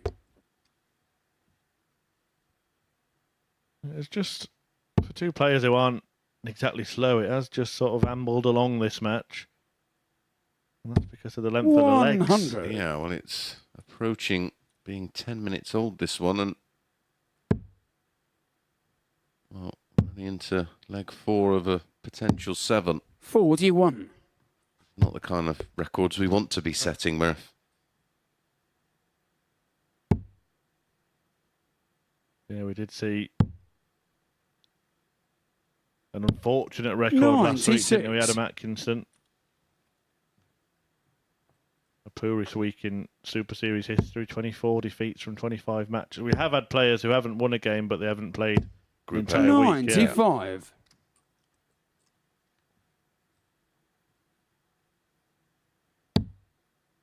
That's the psychological impact when you don't have that reset 81. mentality on the Thursday. Yeah, that Kieran Teehan did have when he won his week. Yeah, exactly. He had to do it the hard way as well, bottom of Group A and then getting through Group C. And he had a disastrous Group A. It wasn't a case of 105. he was in an extraordinary group. He just had an absolute mare. 12 points between him at the bottom, the league leader in the end, Martin Adams. And then he went into Group C. 44. Kieran, you And require actually got as many 120. points in that group as he got in Group A, which is a day fewer. Yeah, five matches fewer. In fact, sorry, I tell a lie. He got more points. He got 10 points in 60. Group A and 12 points in Group C. He had a entire day where he didn't pick up a win in that Group A. What makes that more remarkable is, of 45. course, two of the players that were Kieran, you better than him in require Group 60. A went with him into that group, which does happen sometimes. That was a little bit precarious, that Kieran, and that's why he stepped back. Did not want to be anywhere near that treble. And as it worked out, it's lovely because now he's got a clear path, as you can see, at the tops. 40. Because you require He's been threatening a 135. bull finish all night. That visit from Teehan there, he'd stepped back, but it also still seemed rushed. Very strange. Hits the ball at the start of the visit for 85. And now he wants tops. And he gets it. On the fourth leg. It was such Chris a key Gilliland. feature of his campaign, wasn't it, in Group A? Those ton pluses. So leg, it's Chris Does have to the throw highest- first. well, did have Game on. the highest finish of the week until the Luke Little 170 with a 167. What was he doing there, Mace? Explain. Pressing his thumb on the dart case? Has he got some sort of grip thing Yeah, there? I or? think that maybe possibly 60. some wax, like a wax disc on top of his case. Throw is, there's a lot of thumb. As you can see, it's rested on 96. the barrel is rested on the thumb. And it's almost down the barrel where the vast majority of throws, 137. the thumb is sort of, it's got a side angle. Yeah, just 140. yeah, whatever it seemed to be some sort of rubber logo, whether it's got a little bit of wax rubbed onto it or whether he's just, Maybe it's just a little habit. yeah, a little bit of superstition. 100.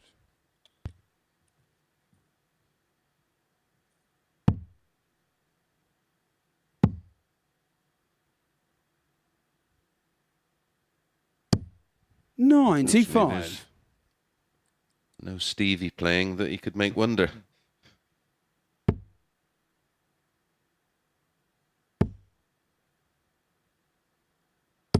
Isn't three lovely? 180. Going to record 170. And it means that Gilliland will return looking to seal the deal. 43. Chris, you double require 12. 24.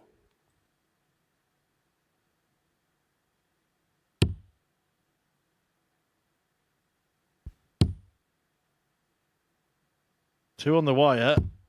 No score. But can't find the bed, and you can Kieran, see you how require much those darts were obscuring 127. that target. That's an interesting one because the way his darts lie, pretty flat, it means double 12's awkward.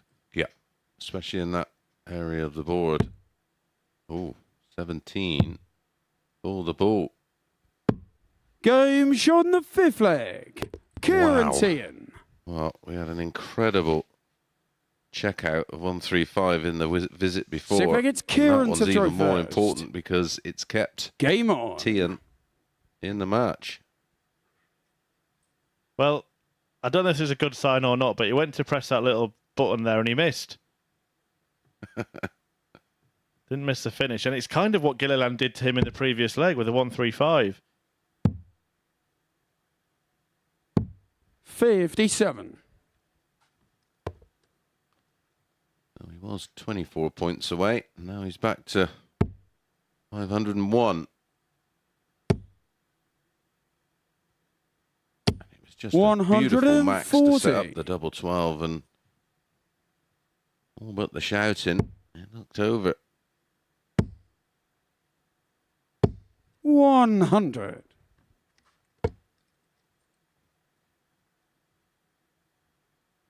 You know, one of them is going to be on a perfect record after this 58. match.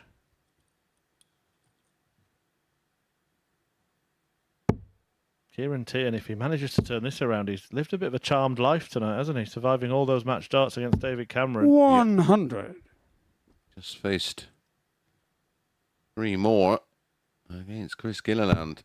What are we running at? 11 match darts survived for Kieran Teehan now? Yep. 84. 2 different matches. Find himself on 4 points and may well have found himself on 0 points.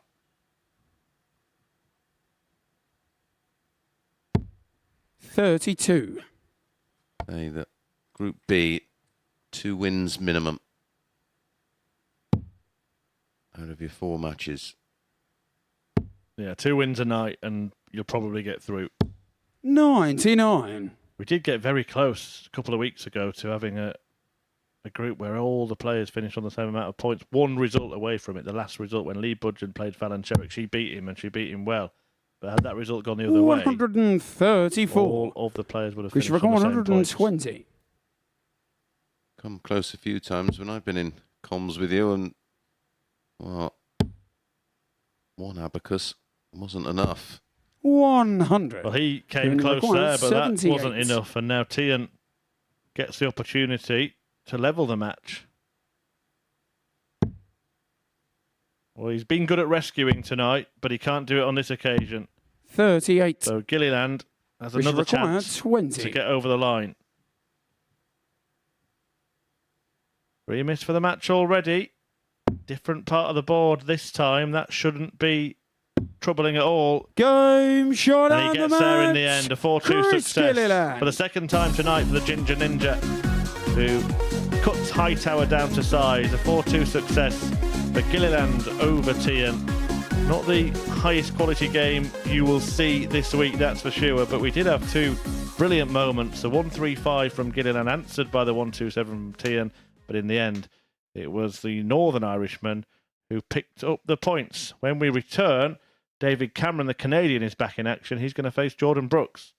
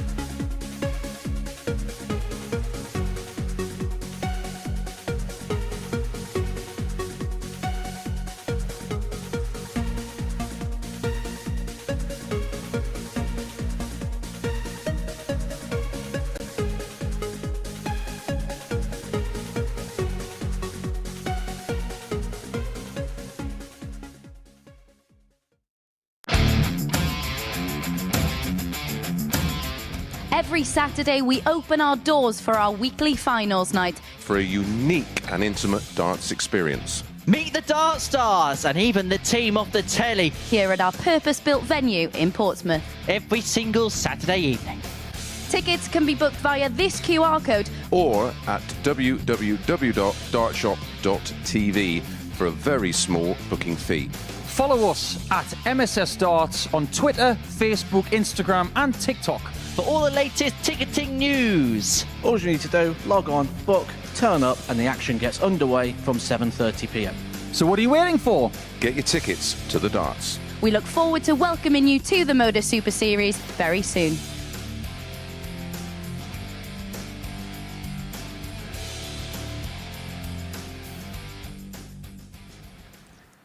Welcome back to the MODUS Super Series, where Chris Mason is alongside me up here on the balcony to assess the action we've seen so far. We're 5 matches down for our evening here in Portsmouth, and this is what we have seen.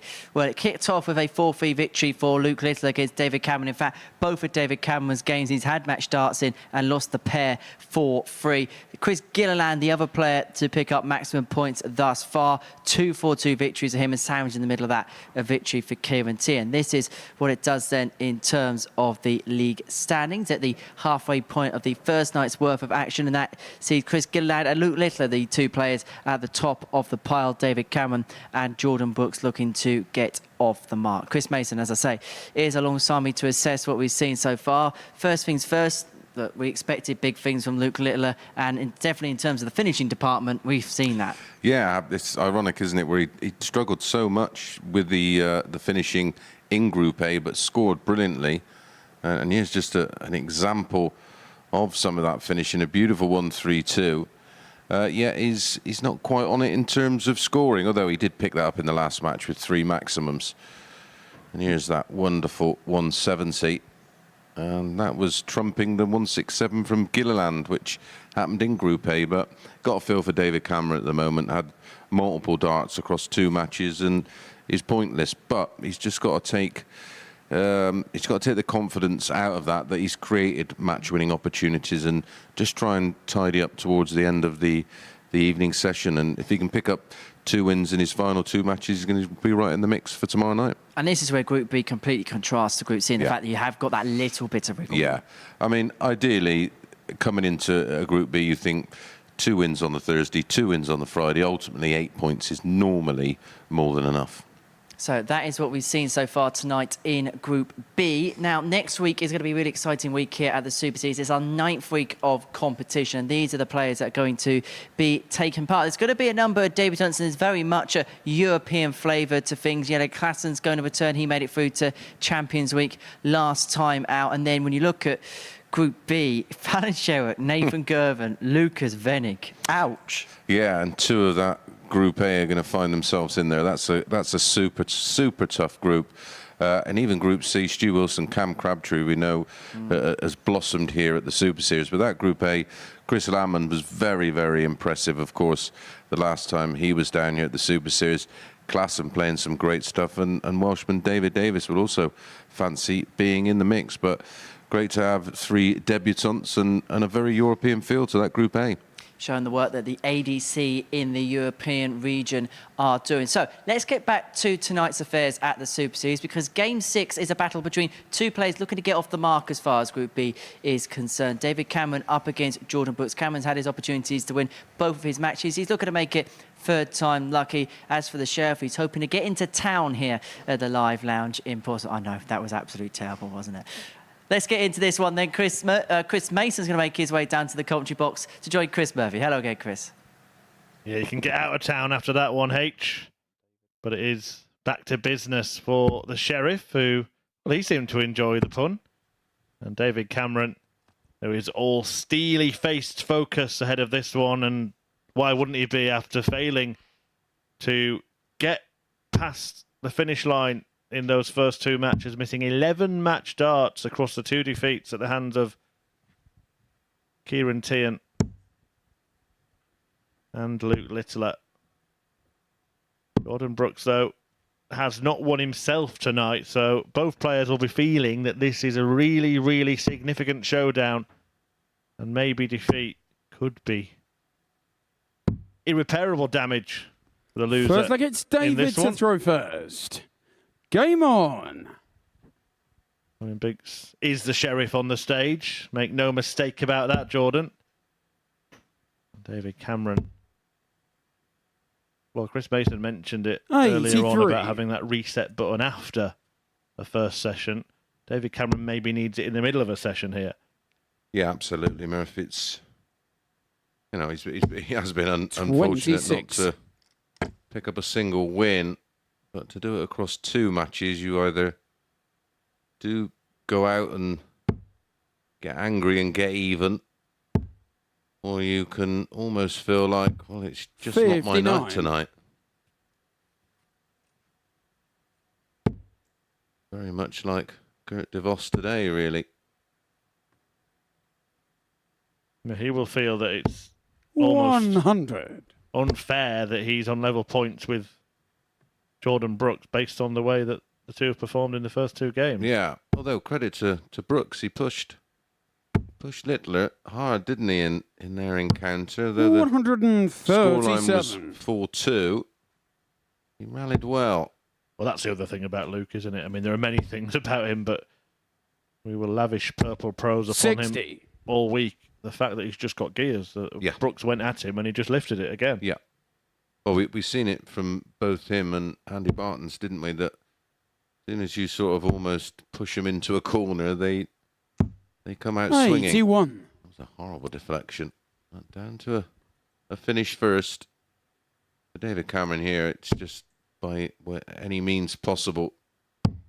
No matter if it's a 60 average, as long as he gets 134. 2 points on the board. And Maybe 141. he goes into his final match of the session, which will be our penultimate game against Chris Gilliland with a slightly different approach. 21. Yeah, if anybody goes through the card, then they are pretty much through. Usually 1 win away mathematically, but not always. Can get the scenario of 4 players 43. on 10 points. And Maybe you require 120. Don't think that's one we've seen either yet. Came close. Tops. Game Very on the tidy. first leg. David And needed. Cameron. Just for his own mindset.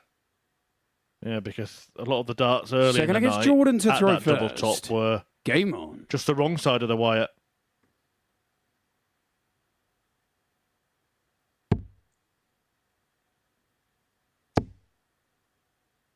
Sometimes a finish like 140. that, Murph, can just be the trigger point to make you feel like you can turn things around.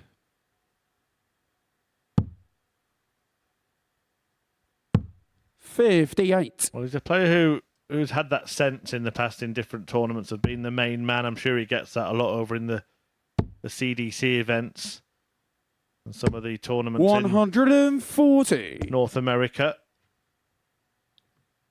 That's on my bucket list over the next year or so. Go over and experience one of those events. 140.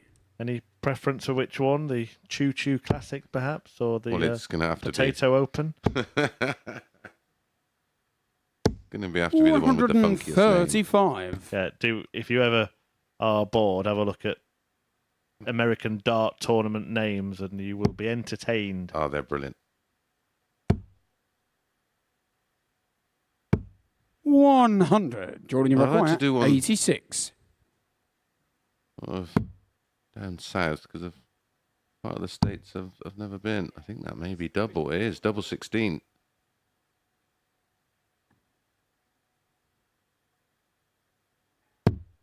$54. Don't know if that was bold or a bit daft, to be honest. He hit it, so you can't really criticise, but no real need to do that with Cameron not on a finish.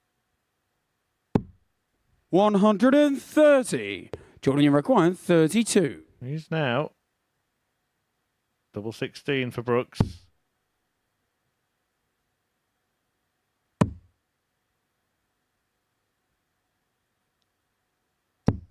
No Cameron score. could come crashing in here. David, you Maybe require it's 73. his time to steal. Don't want to be stealing off a sheriff, surely.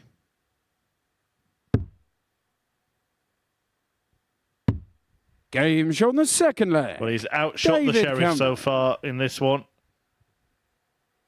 2-leg lead for Cameron. Brooks will rue missed darts at double, Third leg, it's but David to throw first. Game on. David Cameron, having missed all those match darts earlier tonight, will have very little sympathy.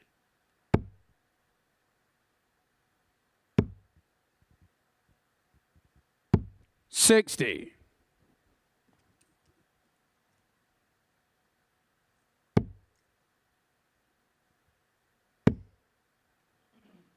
Yeah, Well, Robin Hood from the Sheriff this time. I found one in Nashville. Fortunately, we're at the match play. But 67. Go on. This is your choice of American darts tournament, is it? yeah, it was Tennessee, isn't it? I've never been to that part of the States, and yeah, it's got my name written all over that. 85. The CDC Midwest Melee. Yeah, they do it extra, don't they, over there?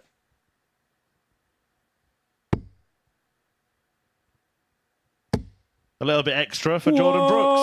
180.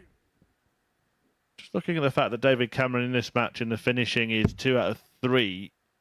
I wonder what he's... we'll work it out at some point, maybe between matches, but his checkout percentage 28. minus match darts must be very, very high. Yeah, absolutely. He was 3 out of 3 before he missed all those darts. 100. His second defeat of the evening.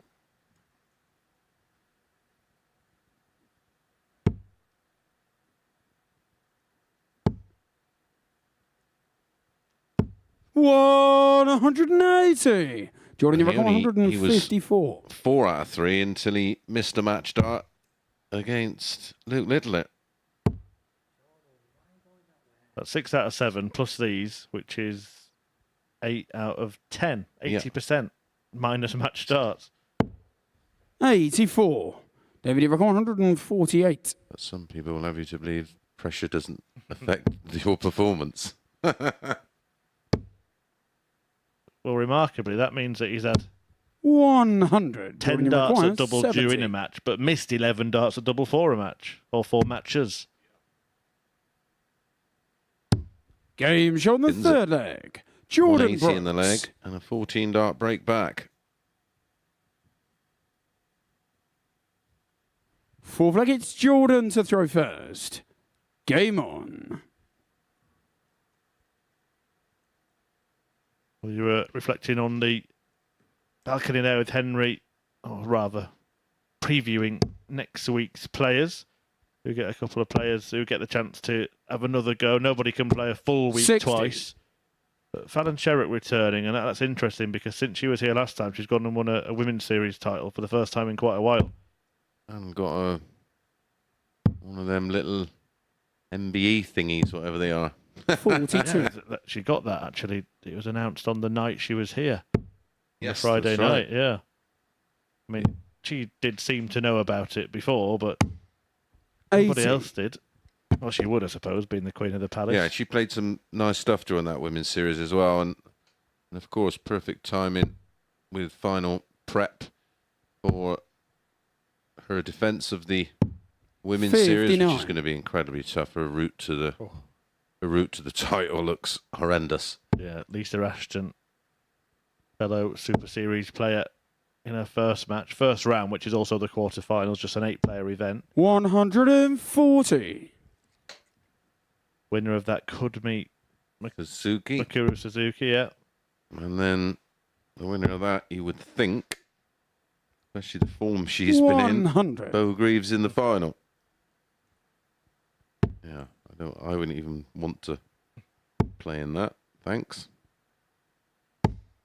55. Well, no finish for Brooks, so Cameron could come, as I said in the previous, crashing in again. But not now.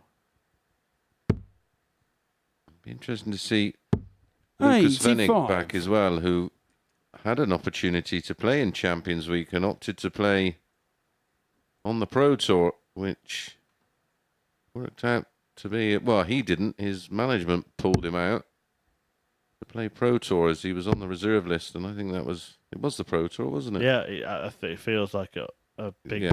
big mistake for me. 100.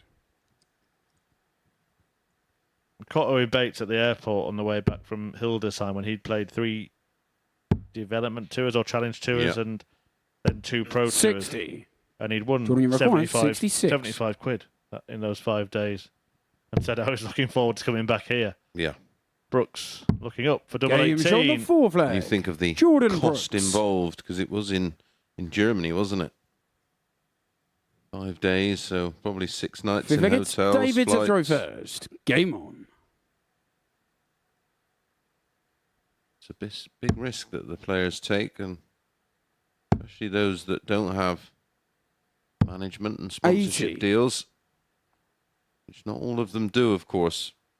Having said that, think of the effort the likes of David Cameron and Leonard Gates are Yes. putting in to come and play in these events. 49. Gates apparently had been playing in a soft tip tournament over in Asia before heading over here. Hasn't been home for a month. Mind you, with all being there. 134. What's home? David Cameron. Well, he was looking at home in this match, but suddenly Jordan Brooks has clicked into gear 180. and he's causing trouble for Cameron.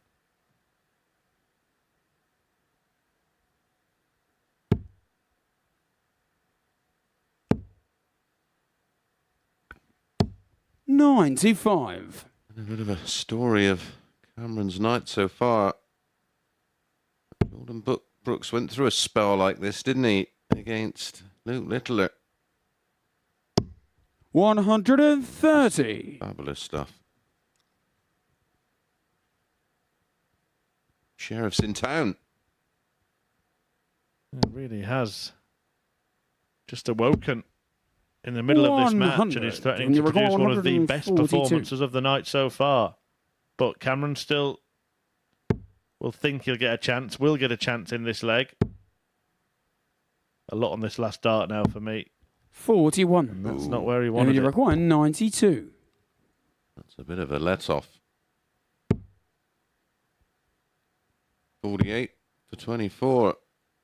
Interesting to me that on 94 earlier in the night, Cameron went for the bull to start with, but 39. on 92 he went for the And you treble require 20. 101. Yeah, obviously felt confident about it in the treble 20, but for me there, double 18's the shot.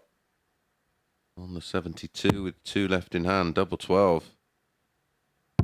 Ouch. Game shot in the 5th leg. Jordan 3 Brooks. on the spin for Jordan Brooks. Well, the only thing worse than missing match darts is not getting them, and that's Sixth what leg, could it's Jordan happen to throw first. to David Cameron now. I say, interesting choice that on the 94 a little Game earlier, on. pinned the ball. He'll give himself a double if he'd have hit the 25 there on the 92. 17 would have left him ball. Treble 17 would have left him double 8. 100. As it was, didn't get a dart, not a bullseye or a double.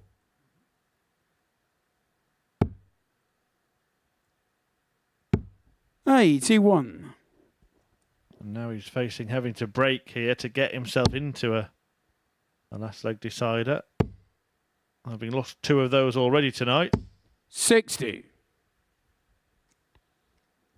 Needs a 2 treble visit here. Should be a good guide.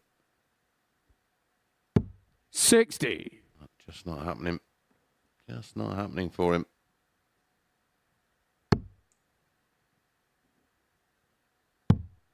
Having good spells, but they're just not lasting long enough. 99.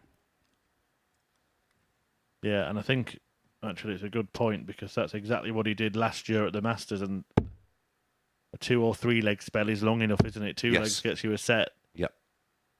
180. Jordan Brooks seemed to know that was coming, but would still back himself from here.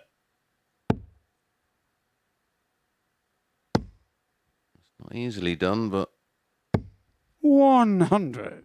2 visits for 242, but you would have thought he needed more than a ton. And now Cameron, he'd love another treble to leave tops. 100.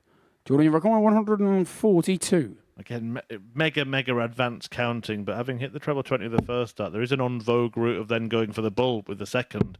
And leaving 132 with 225s. Advanced 90. starting You math, require that 80. though, Murph.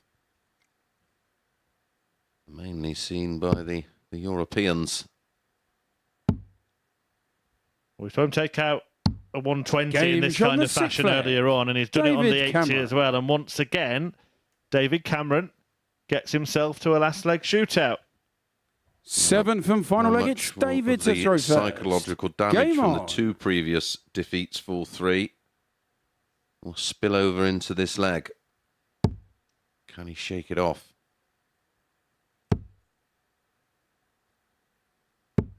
40.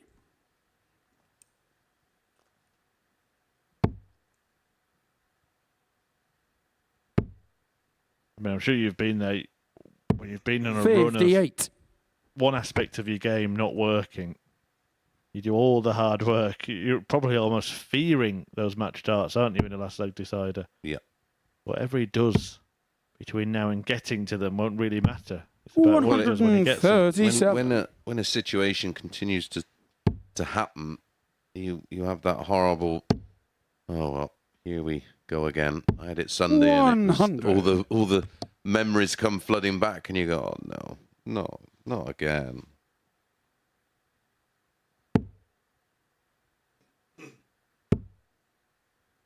Yeah, I remember speaking to you afterwards. 100. You said that at the time. Yeah. A career of near misses. Yep. Literally, on that occasion.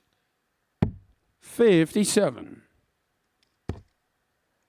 All in all, a very entertaining tournament. Great to be part of.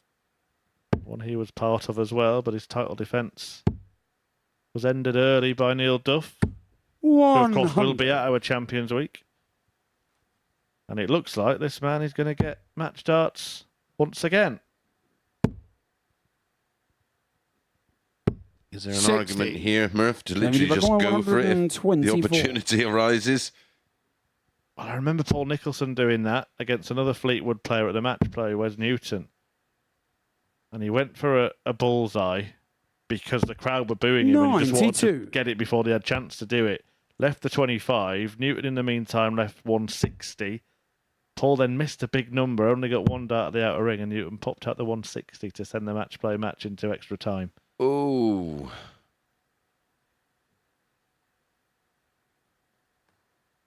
So Cameron, Yeah, that's horrible. yeah, it is. Cameron's probably pleased to be getting 49. 3 darts at a very Maybe you conventional require double. 32. Not much can go wrong here. He's in fact got 6 darts at it. Can't go wrong. Can it? No, it doesn't this time for David Cameron. He finally gets a win to his name. He might feel he should have more, but he beats Jordan Brooks to leave him bottom of the table, and Cameron finally hits a match-winning double. A 120 in the game as well, a nice 80 finisher. Checking out was good, and the table looks a little healthier for him. It looks very healthy for Luke Littler and Chris Gilliland. They've won both of their matches, and they're going to go head-to-head next.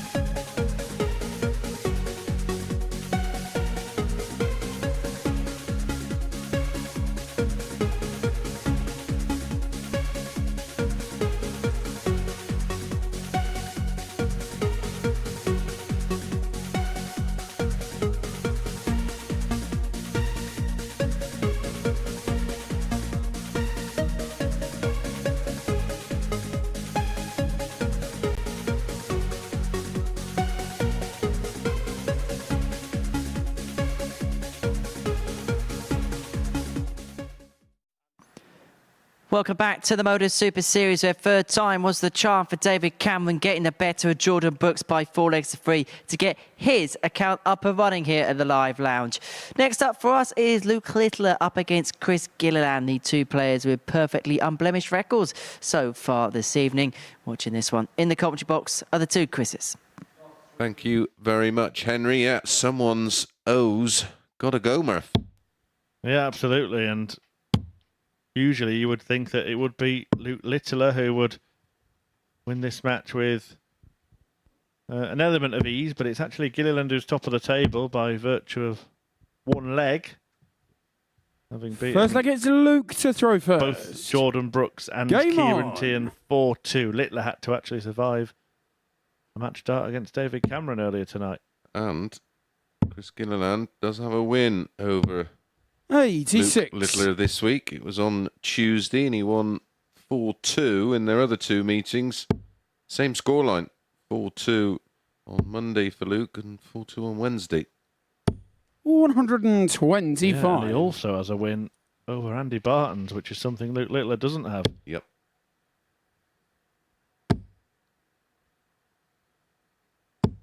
$140. Certainly going to be worth a watch on finals night on Saturday, but even better still if you can get down here to the Live Lounge in Portsmouth. Please do come along because it is going to be one of our best finals 85. nights. In terms of quality, the talent on the stage, and you can scan that QR code that'll take you to the ticket booking page at dartshop.tv, and you can come down, 105. get up close and personal with the Arrows Aces here in Portsmouth.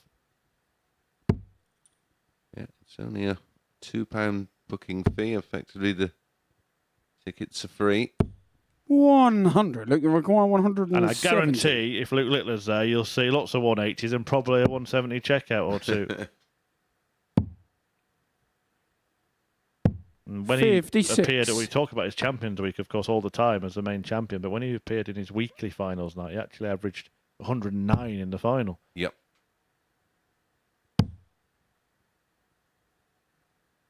$171. It was Look, an look, identical 114. average to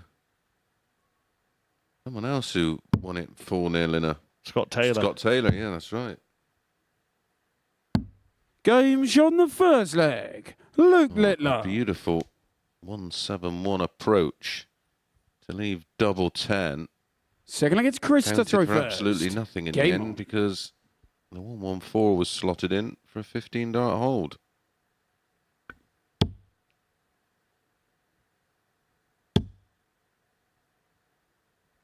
Yeah, that final win 140. was against Richard North. Who was brilliant, wasn't he, in Yeah. the semi-final? Yeah, he'd beaten Alexander Merckx. In contrast, Nathan Gervin almost got the 85. better of Luke.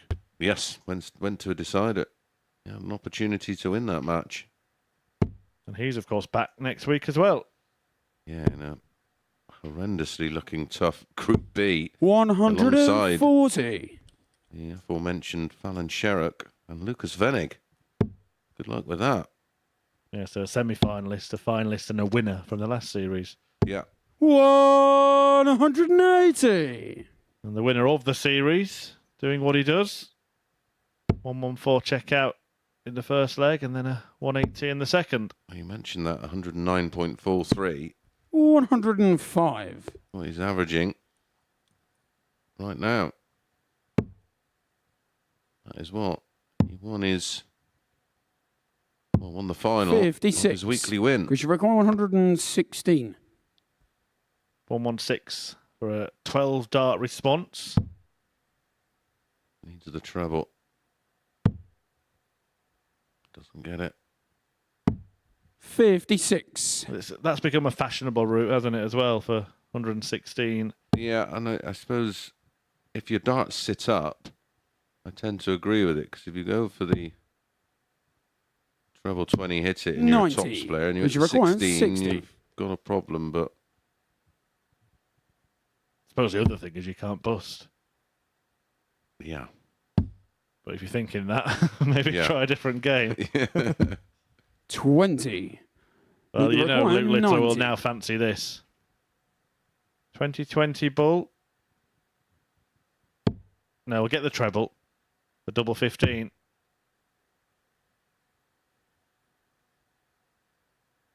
I 60. don't think he could have thrown it any better. Chris, you require 40. Even he had to give it a second and a third look.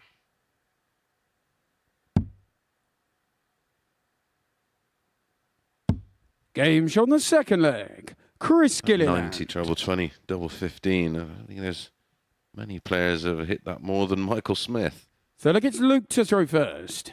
Game on. Doesn't mind double 15 at all.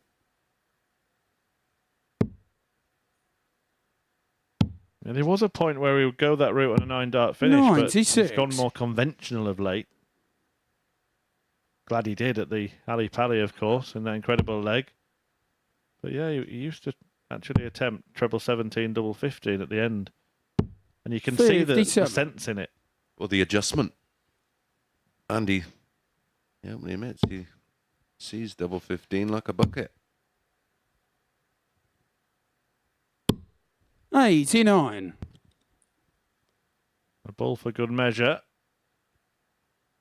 For Luke the Nuke. I wonder if there's a player that have hit the different variables 60. of the 9 more than MVG, because he went through a spell where he just kept trying to do it in a different way every time.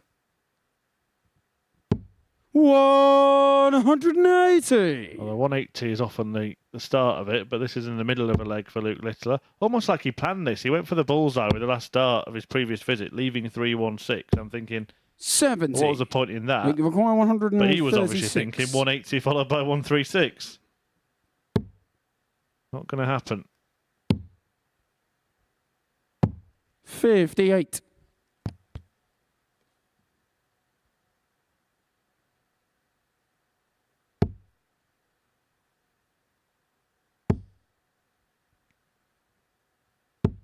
$140. Luke requires 78. Time on his side. 20 for tops. Throws the flatty. 38.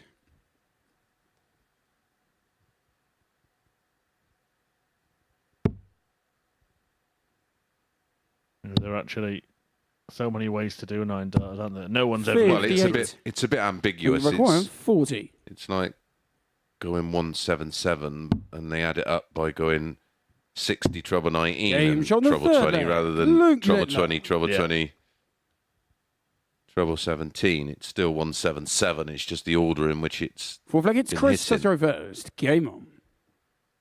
Yeah, bizarrely, the least common routes are the double start ones, and we got 2 in the same match. Yeah. Robert Thornton, of course, who plays here 59. regularly, did it in a game with James Wade where they both hit 1. James Wade was on the end of 2 in the same match, wasn't he? Premier League final, wasn't it? 134. Yeah, and it was also on the end of the other one at the World Grand Prix. In fact, no player has had more 9-dart finishes hit against them than James Wade. Well, I take that as a compliment. 100.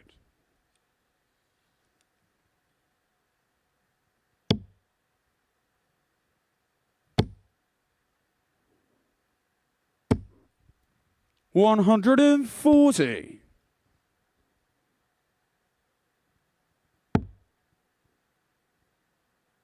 Luke Littler's still playing at a very high standard in this match, despite the last leg 43. going 6 visits. Still averaging around 99. About 10 points more than Chris after 3.5 legs. He's making it look very easy as well, isn't he? 84. 19s to start. Now up for the 20s. 139. Look, the record 143.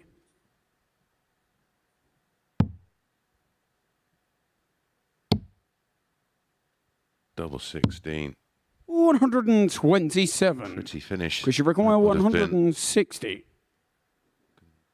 Gilliland add to his many 10+ finishes this week. Ooh. 100. Look, it requires 16. For a 13-dart break. Game shot on the In fourth it goes. Luke Littler. This is a very, very strong showing. Remember, both these players had won both their matches. Fifth leg, it's Luke Looks to throw like it's first. Littler who's Game making on. his move.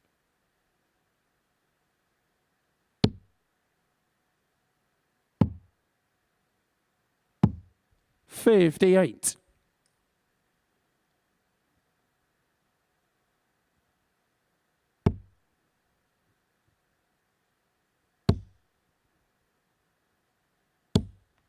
$125.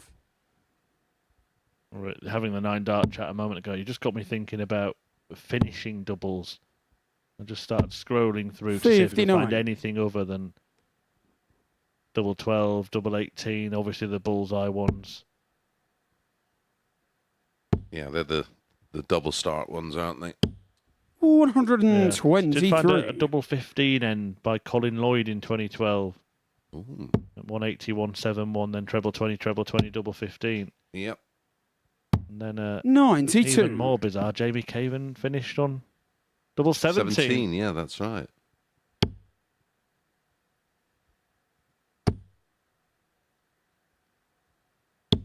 $140. Well, Luke Littler's match-winning double may just be prevented a while here. This is a really good leg from Gilliland. 2 trebles in every turn, or 2 big trebles in every turn. 134. 1, 2, 3, Chris Rick, 140. 113. Gets the 57. Single 16. And leaves toppers. 73. Luke, you require 158.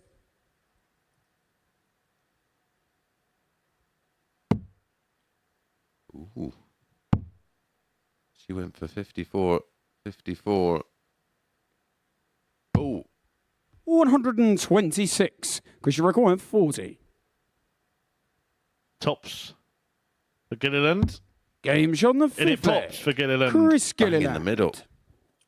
And he's actually really upped his ante here. I said a leg and a half ago he was about 10 points Sixth leg, behind it's Chris to throw first. Luke Littler in terms of the averages. Littler stayed Game where he on. was, but Gilliland has closed the gap, not just in terms of the statistics, but in terms of the scoreline as well. He's had 13 scores of a ton or more, 8 of them between a ton and 139, 5 140s. 140. Luke Littler, he's had 10 scores of a ton or more, 6 between a ton and 139, 2 140s. 134.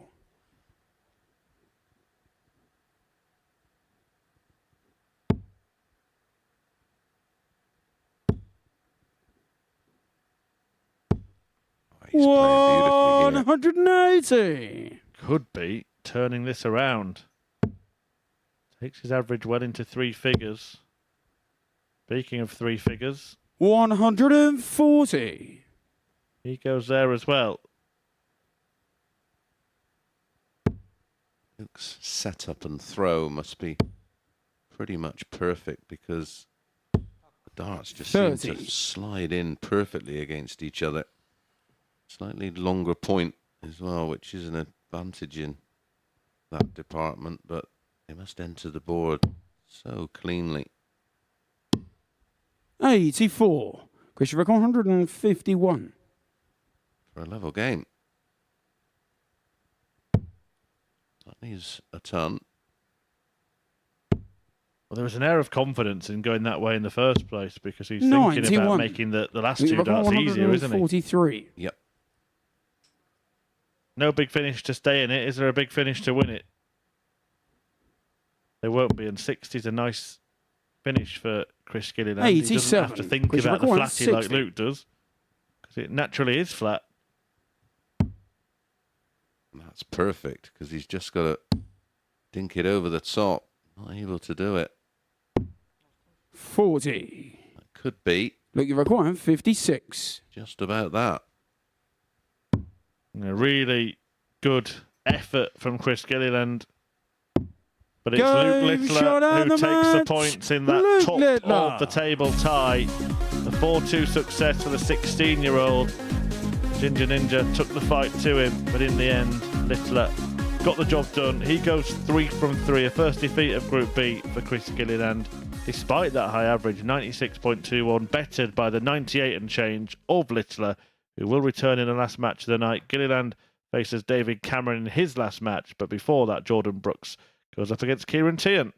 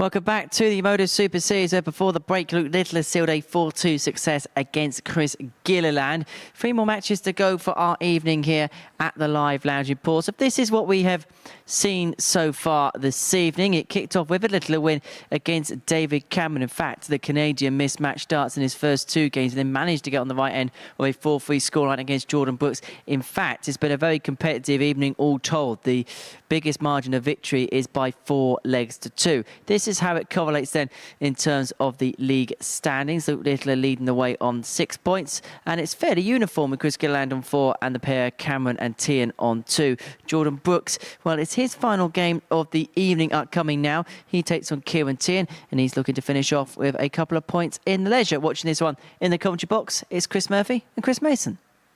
Yeah, you would think it is win or bust for Brooks, really. You're never completely out of it on a Thursday night, but Brooks is in a spot of bother here, and he takes on Kieran Teehan in his final battle of opening night. Teehan still has 2 games to play. This one and then against Luke Littler. So again, knowing who his last game is, he probably thinks I need to win this one as well. Yeah, when you're the Game on. The player that plays in the 3rd game that doesn't play in the opening, either of the opening 2, you get the busier back end.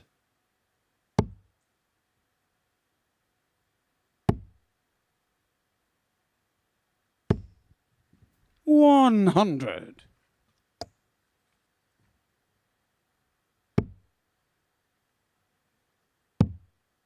Teehan got that win against David 58. Cameron, although he had to rely on all those missed darts at double from Cameron, who finally has got a win. That was against Jordan Brooks. And Kieran also lost out to Chris Gilliland, but no surprise based on the way we've seen him play tonight. 100. That best performance in the defeat that we've just witnessed. Yep. Pushed Luke all the way with a 96-21. 100.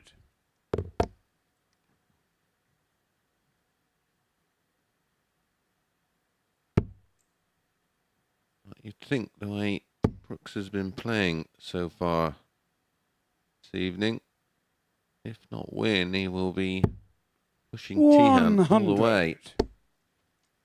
They went 10-11 for Jordan, 4-5 Teehan. They were the compilers fairly undecided, and well, I can see why, Murph. I think this goes long. Yeah, and to be fair, that's been the story of the night. Yeah. The biggest win has been 2 legs. That's 141. happened 4 times. And 3 4-3s.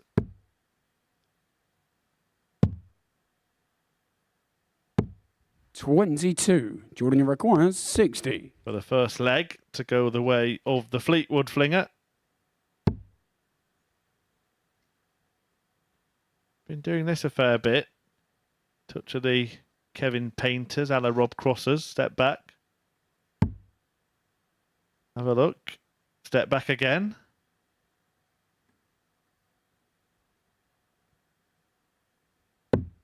And this time it on the works for him. first leg. Jordan Brooks.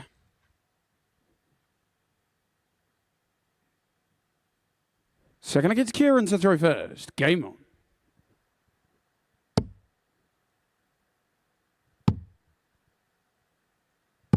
$134.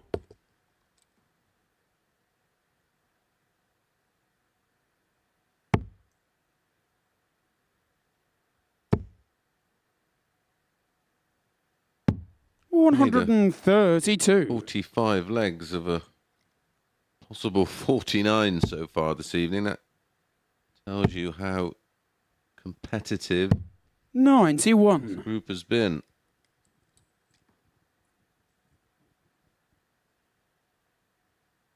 Yeah, we felt it would be this week. I was actually a little bit surprised at how dominant Barton's was in Group A. I thought that would be 100.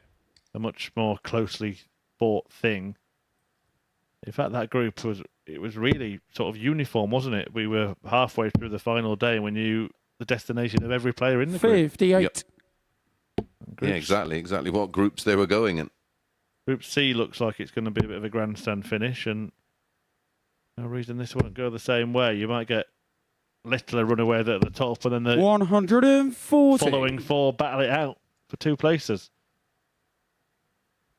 But that probably will only really happen if Brooks wins this match and gets some points on the board. 98. Jordan require 129.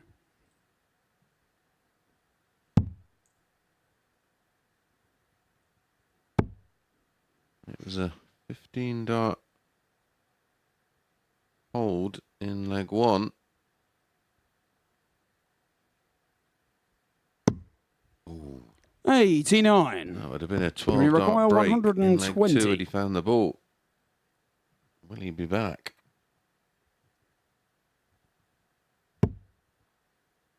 Well, there's the answer, and he knows he's back after the first start, which gives him the 44. opportunity to prepare. Jordan require 40.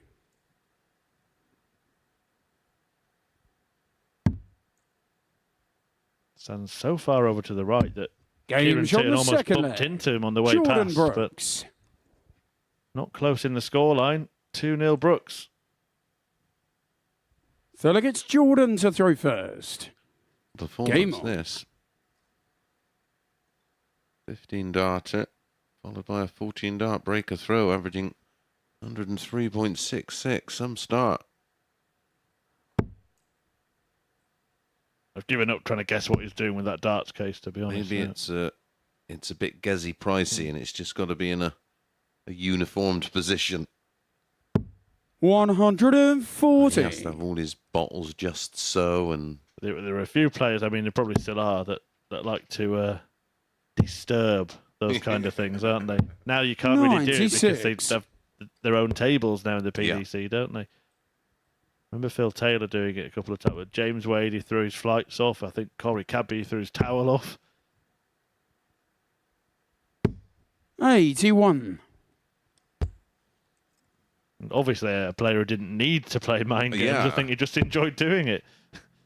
yeah, I think he liked to. 180. Like to give you a bit of a rattle psychologically. I mean, if Eric Bristow was your teacher, then I Yeah. guess. Well, yeah, he 30. was the master of mind games. He'd have you beat before you even got out of the practice room. Most of which you 125. certainly couldn't repeat on air. Well, Kieran Teehan might have been feeling beat, but this will turn it around. Well, he's turned this leg around because 41. 140 and Requiring 81, 100. the opening 6 darts. For Jordan, there was a 96 in the middle of that, and then 180 followed by 125, and it's turned the leg on its head. Oh dear. 17. Oh dear. And he hasn't ended up any better off, really, after that visit. Well, Jordan be disappointed. 30 and 41, his last 6 darts at the board. Just a couple of 80 odds, and he'd be on a decent enough finish. 129 left. 99. Can you require 83? Treble 17 for double 16. And now the single 16. Well, the treble will do for double 9. 74. Do you Has require he 110? Turned it around, but then handed it back again. That was in Jordan Brooks, another player. Of course, qualified for the WDF World Championships again this year. I think it was that Scottish Open win we mentioned 62. earlier. Yeah. We got him there Can because you It was one of require those 9? gold events, Yeah. wasn't it? one. Oh no, my apologies. He's on the reserve list. Oh, is it? Yeah. 1. Jordan require 48. Well, it feels like he's been on the reserve list to win this leg, but might come up trumps.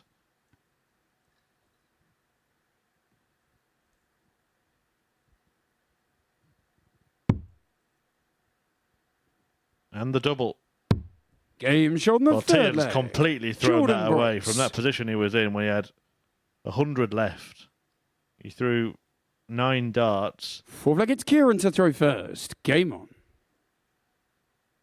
Well, it started with that 17, didn't it? And 58. then he hit a single 17, a treble 16, and then a single 9. Got the 1 and missed 2 at double 4. 140.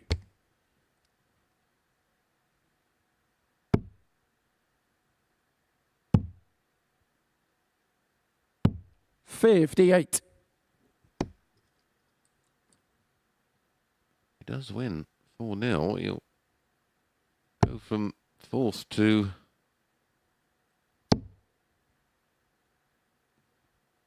Oh, was in 5th, wasn't he? And he would go into 135. 3rd. Yeah, a right climb up the table. In fact, we were talking about that match a couple of weeks ago between Budgeon and Sherrick. The last match of the night, Lee Budgeon went into. 81. He could have only either finished bottom or top of the table. That's how close that group was. He lost it and finished bottom. Had he won it, he would have finished top. Wow. 125. Jordan Brooks going into this match had a -5 leg difference, so a 4-0 win would put him on -1. It would be Kieran Teehan who swapped that leg difference with him. 96. Johnny require 101. He's got 6 at 101 for a 4-0 win, and he's averaging 98.43. Well, the one's got to come off sometimes. At some time, he's got rid of it early. Well, he'll leave it handy. 41. Just wants to avoid doing what Kieran Teehan did. Remember, he had 9 darts from 100 in the previous leg.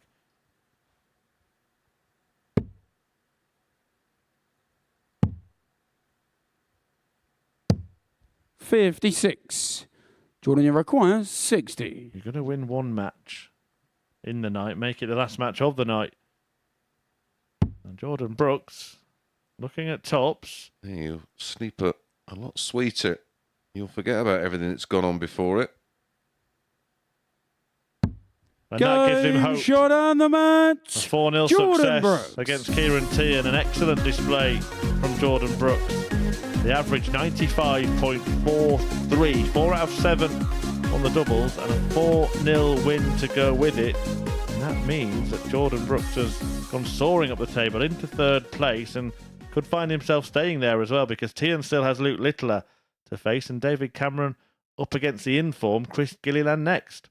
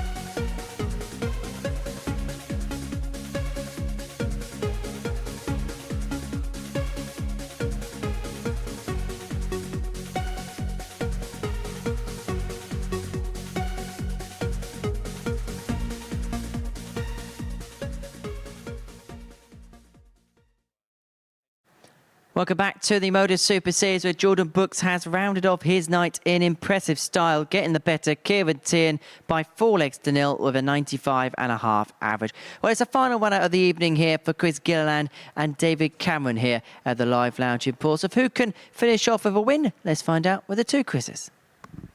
Yeah, let's find out indeed, and it could be a very interesting, pivotal, really, result, this one. Just looking at the league table, if Chris Gilliland wins, it starts to look like he and Luke Littler are going to race away, and then the bottom three, if you like, are going to fight for one spot. However, if Cameron wins, it drags Chris into that Chris to throw little first. group, and it could be 4 Game fighting for on. 2. Yeah.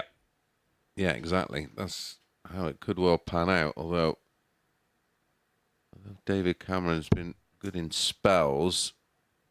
Gilliland, although in defeat, he would have taken a lot from that defeat because he played so very well. And sure, David, I'll be the first to admit, he's been a bit more up and down.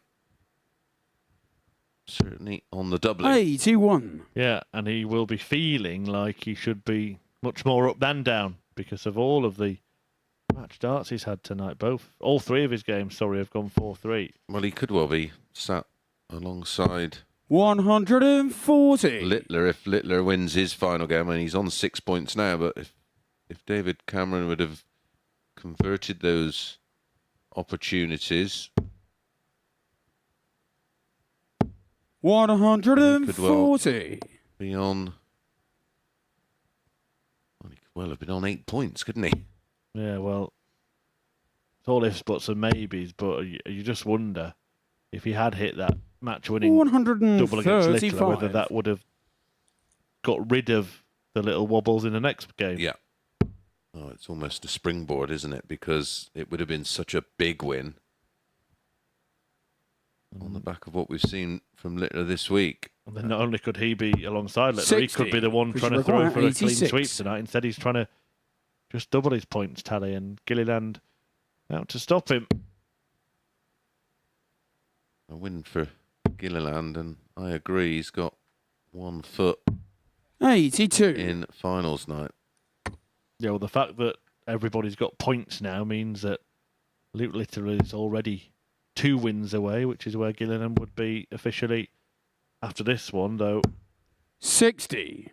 Because you require 4. might not necessarily need those 2 wins tomorrow. We're definitely going to Games some on the form first of leg. table Chris separation Gilliland. as Gilliland holds in 14. Second leg, it's David to throw first. Game on. Like you say, we could be in a situation where top 2 are duking it out for top spot, and the other 3 are 58. battling it out for the final qualification position. Remember, it's 3 from 5 in this Group B. That's your reward for finishing in 60. second and third position of Group A, of course, a place in this particular group. I have to say, though, recently, I can't remember a spell at the Super Series before where I've seen so few 55. Group A players get through Group B. It's starting to see a lot of players who, I mean, even ones that were 2 points, maybe even leg difference away from winning the group, and then not making it through Group B. Yeah, they're not maybe dealing with the 100. disappointment very well.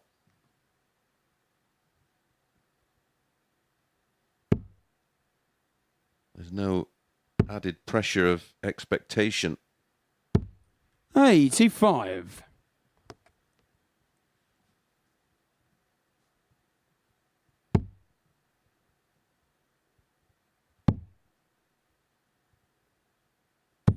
$134.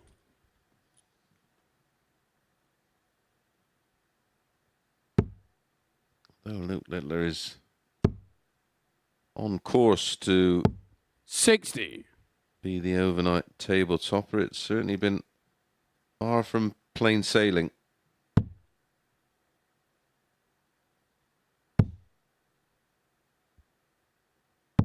$133. Chris Gilliland had him under pressure at one point. David Cameron certainly did. And bizarrely, the only player to win 80. 4-0 was the one who was bottom of the table Which before requires that. 74. So our fifth 4-0 of the week. Tops then. Game shown the second leg. Gilliland doubles Chris his lead. Gilliland. And he is trying to just cling to the coattails of Littler and leave the rest of the pack in the distance. Third leg, it's Chris to throw first. Game on. David Cameron's mind is a bit of a mess. Thought he was throwing first. I have to say that we're probably guilty of almost giving the last game to Luke Littler. If Teehan was to win that match and suddenly the whole group's bunched up. 85. Yeah.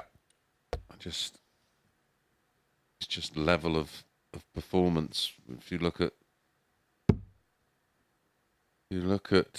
Teehan, did win his opening game, 82.58. 140. Then 83.71.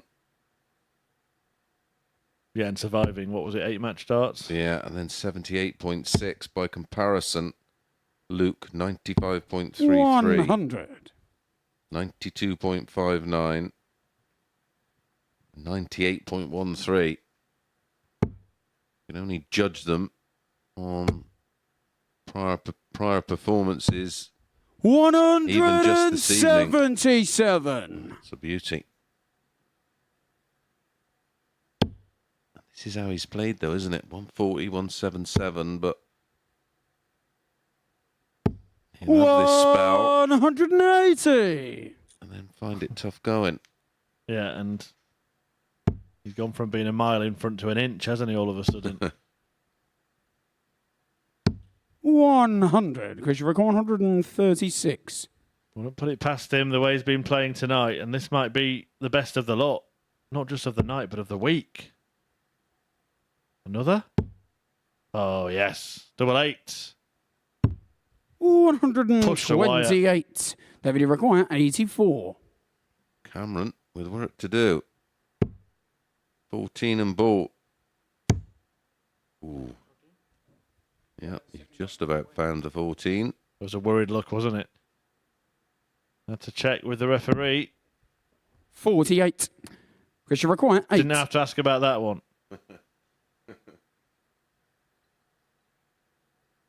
You've seen that one Game miss shown from the third moon. leg. Chris But this Gilliland. is very, very good. 42 darts to win the Fourth leg, it's opening David to 3 throw legs. first. Game on. That's on average 14 darts a leg. The actual sequence has been 14, 15 and 13. 139. And just so far ahead of David Cameron.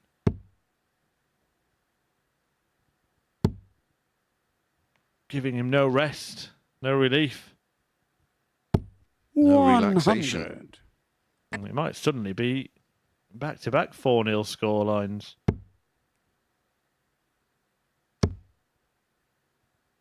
Not if he's got anything to do with it. 121. It's exactly the sort of position he's been in, where suddenly a 140 or a 180. Yeah.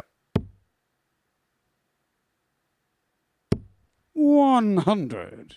And squeeze that third dart into the lipstick.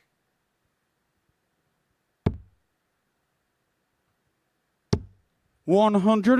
140. You'd expect Gilliland to leave a finish the way he's been playing, but now he's made a mess of it and won't be doing it. He won't be too 85. concerned. He has David, the you require 101.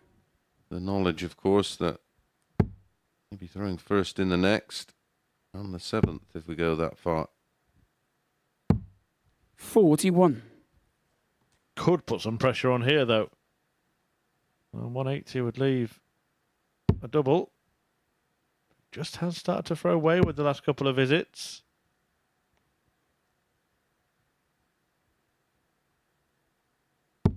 $45. David, you require 60.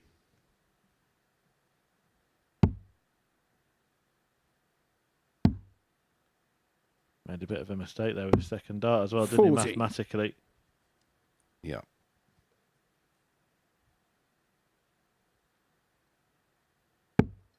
Just through without thinking, could have gone the ball route and then left himself on a finish. 131. David required 20. Double 10 for Cameron to avoid the whitewash. But 10. he can't manage it. Chris, you require 40. That 1-3-1. Maybe in just enough to pressure Cameron as shot on the Gilliland steps match. in. Chris With a Gilliland. very, very good performance indeed. A 4-0 victory. Average of 103.66. 4 out of 7 on the doubles, 57%. 180, 2 140s.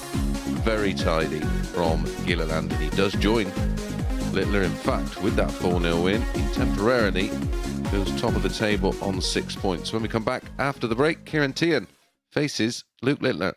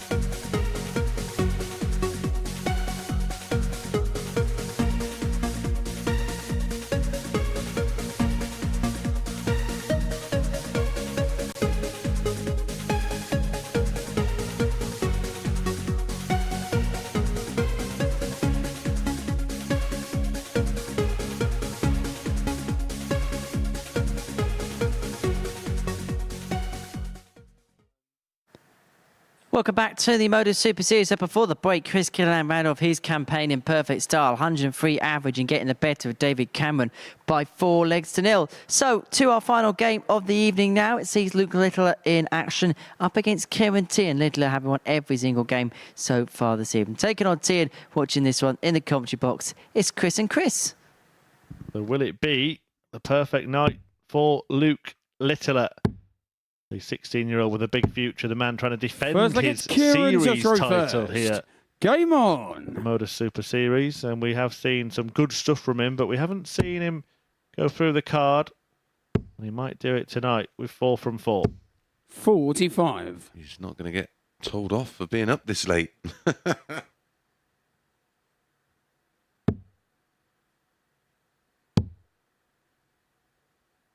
93.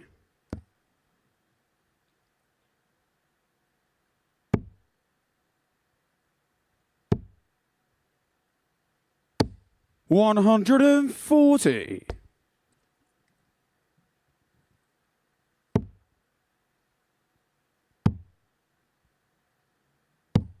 81. Well, I'm going to give you a tough task here, Mace, but a pundit of your expertise and experience will be up for the challenge, I'm sure. Can you make a case for Kieran Teehan to win this match? 135. No. There we go. That's why he gets the big bucks. listen, I know 180. You take each game as they come, but there is such a huge gap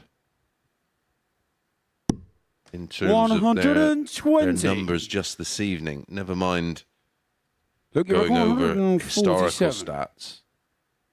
But the flip of the coin may be that he feels like he's under no pressure because there's no expectation.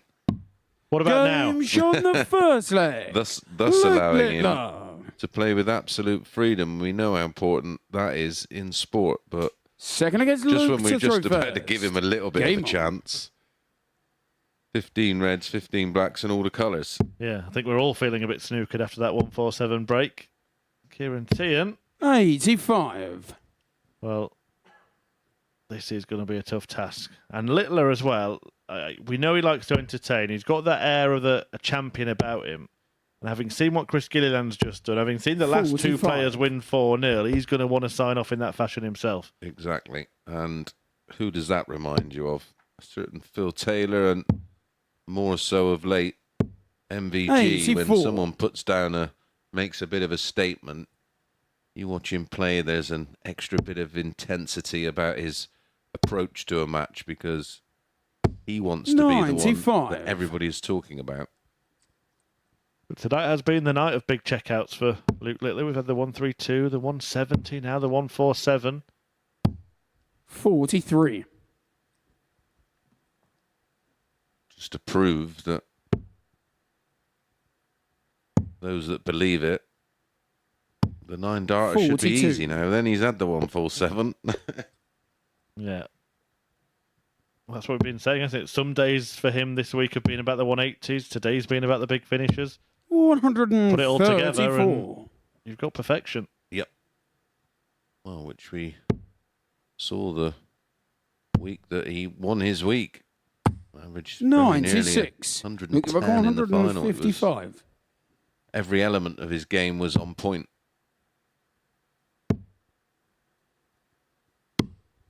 40. Well, this one so far is going with the stats, with the aces analysis. Littler just a visit ahead of Teehan, maybe even a visit and a half ahead.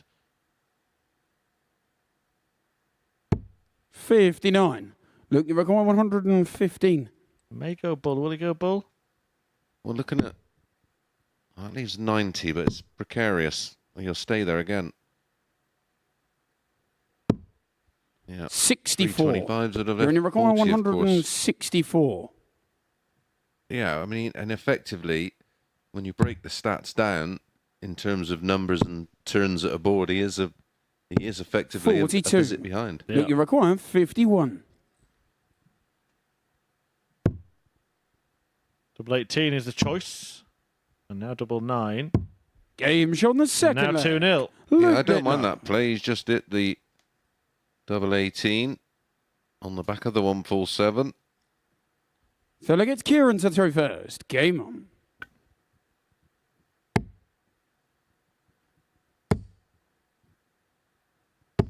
$140. That's what Teehan needs to do. Go all out attack on each throw at the start of legs. But anything you can do, I can do. 140.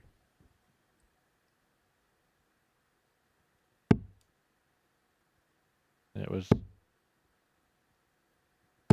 140. 2/3 of the 9 darter, wasn't it? Because it was 147 to follow a maximum. 100. A little eyebrow raise there because it's not often he misses the intended target by that big a margin. Put a little bit extra on it. This is brilliant from Teehan. 180. 41.80. 41 left after 3 turns. 91. Kieran required 41. Works out a way to leave it. Teehan might only get the 2 darts from here. May have to go out. Game And he is has on the gone out. third That's leg. excellent stuff. Kieran Teehan. He plays in a style, Luke Littler, that those kind of things is what you Full would against do in Luke to throw exhibitions. You first. would Game you'd on. have conscious of that. Like normally you'd go treble 20 if you had a clear view at it. But you're fully aware that if I hit the 54, it leaves the 93. 170, which is always a showstopper. He's had one tonight already. Yeah, and a nice little touch with the fist bump at the end of that leg from Littler. It's just a winner's mentality, isn't 60. it? The fist bump is respectful and sportsmanlike, but it's also saying, well done, you won a leg against me. Yeah. How did you do that? 134.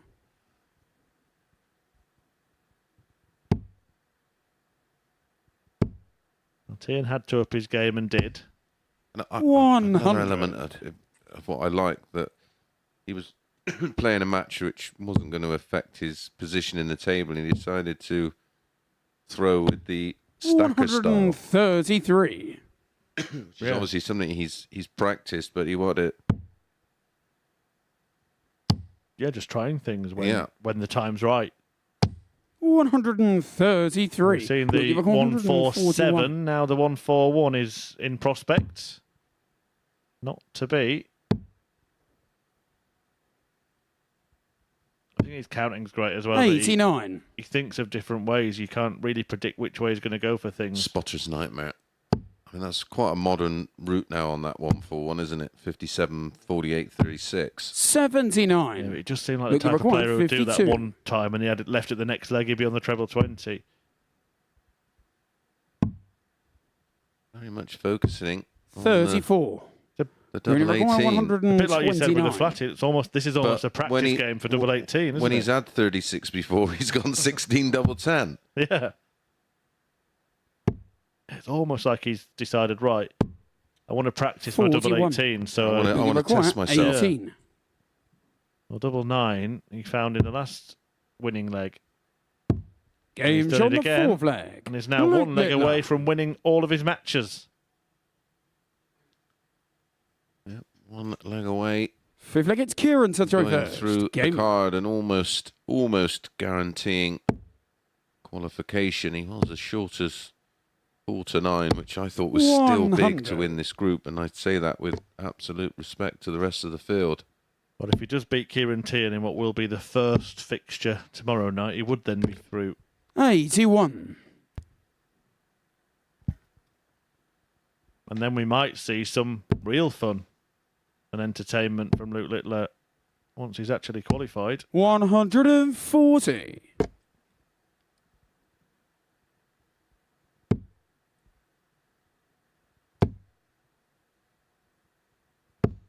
85. Well, Teehan may yet extend this one a little longer at least.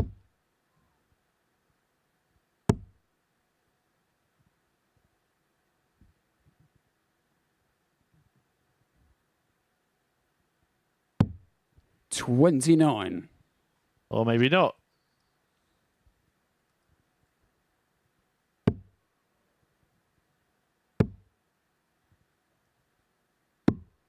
$105.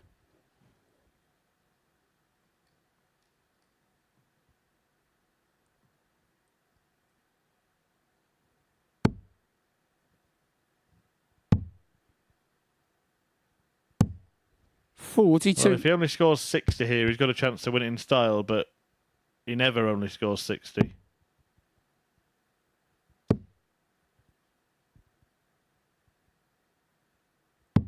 $44. Managed to score less. So Teehan has the opportunity. 6 starts from 190. 134. He leaves himself in a decent spot.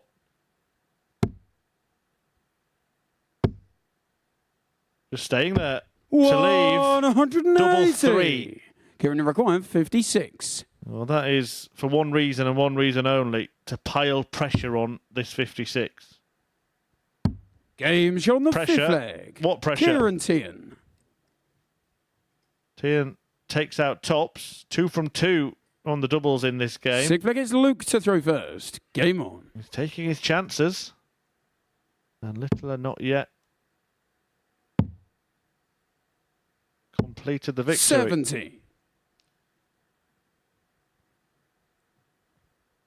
He's had 2 decent legs on his own throw, Kieran Teehan. He needs to find one on the Luke Littler throw. 85. Chris Mason was so confident that the game was up that he's made his journey to the presentation place to analyse the action at the end of this one. But will it be 134. ending after this leg?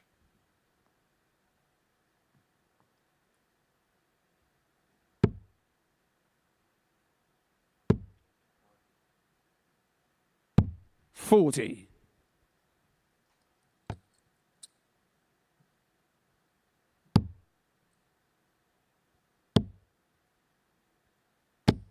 $177. That makes that prospect much more likely. 135. Look, you require 120.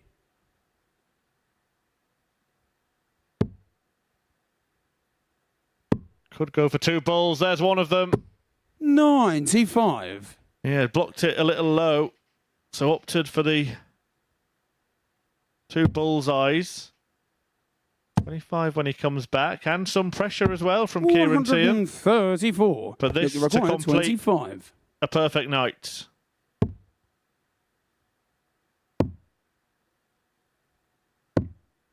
No score. That's the wrong bed. You Well, require 107. Kieran Teehan has had 2 darts at double in this game. He's hit them both. If he gets a treble here, he'll get a third. And there it is. And it's tops. 87. But that one Look, you goes require begging. 25. So Luke gets a chance to play it again. Same route.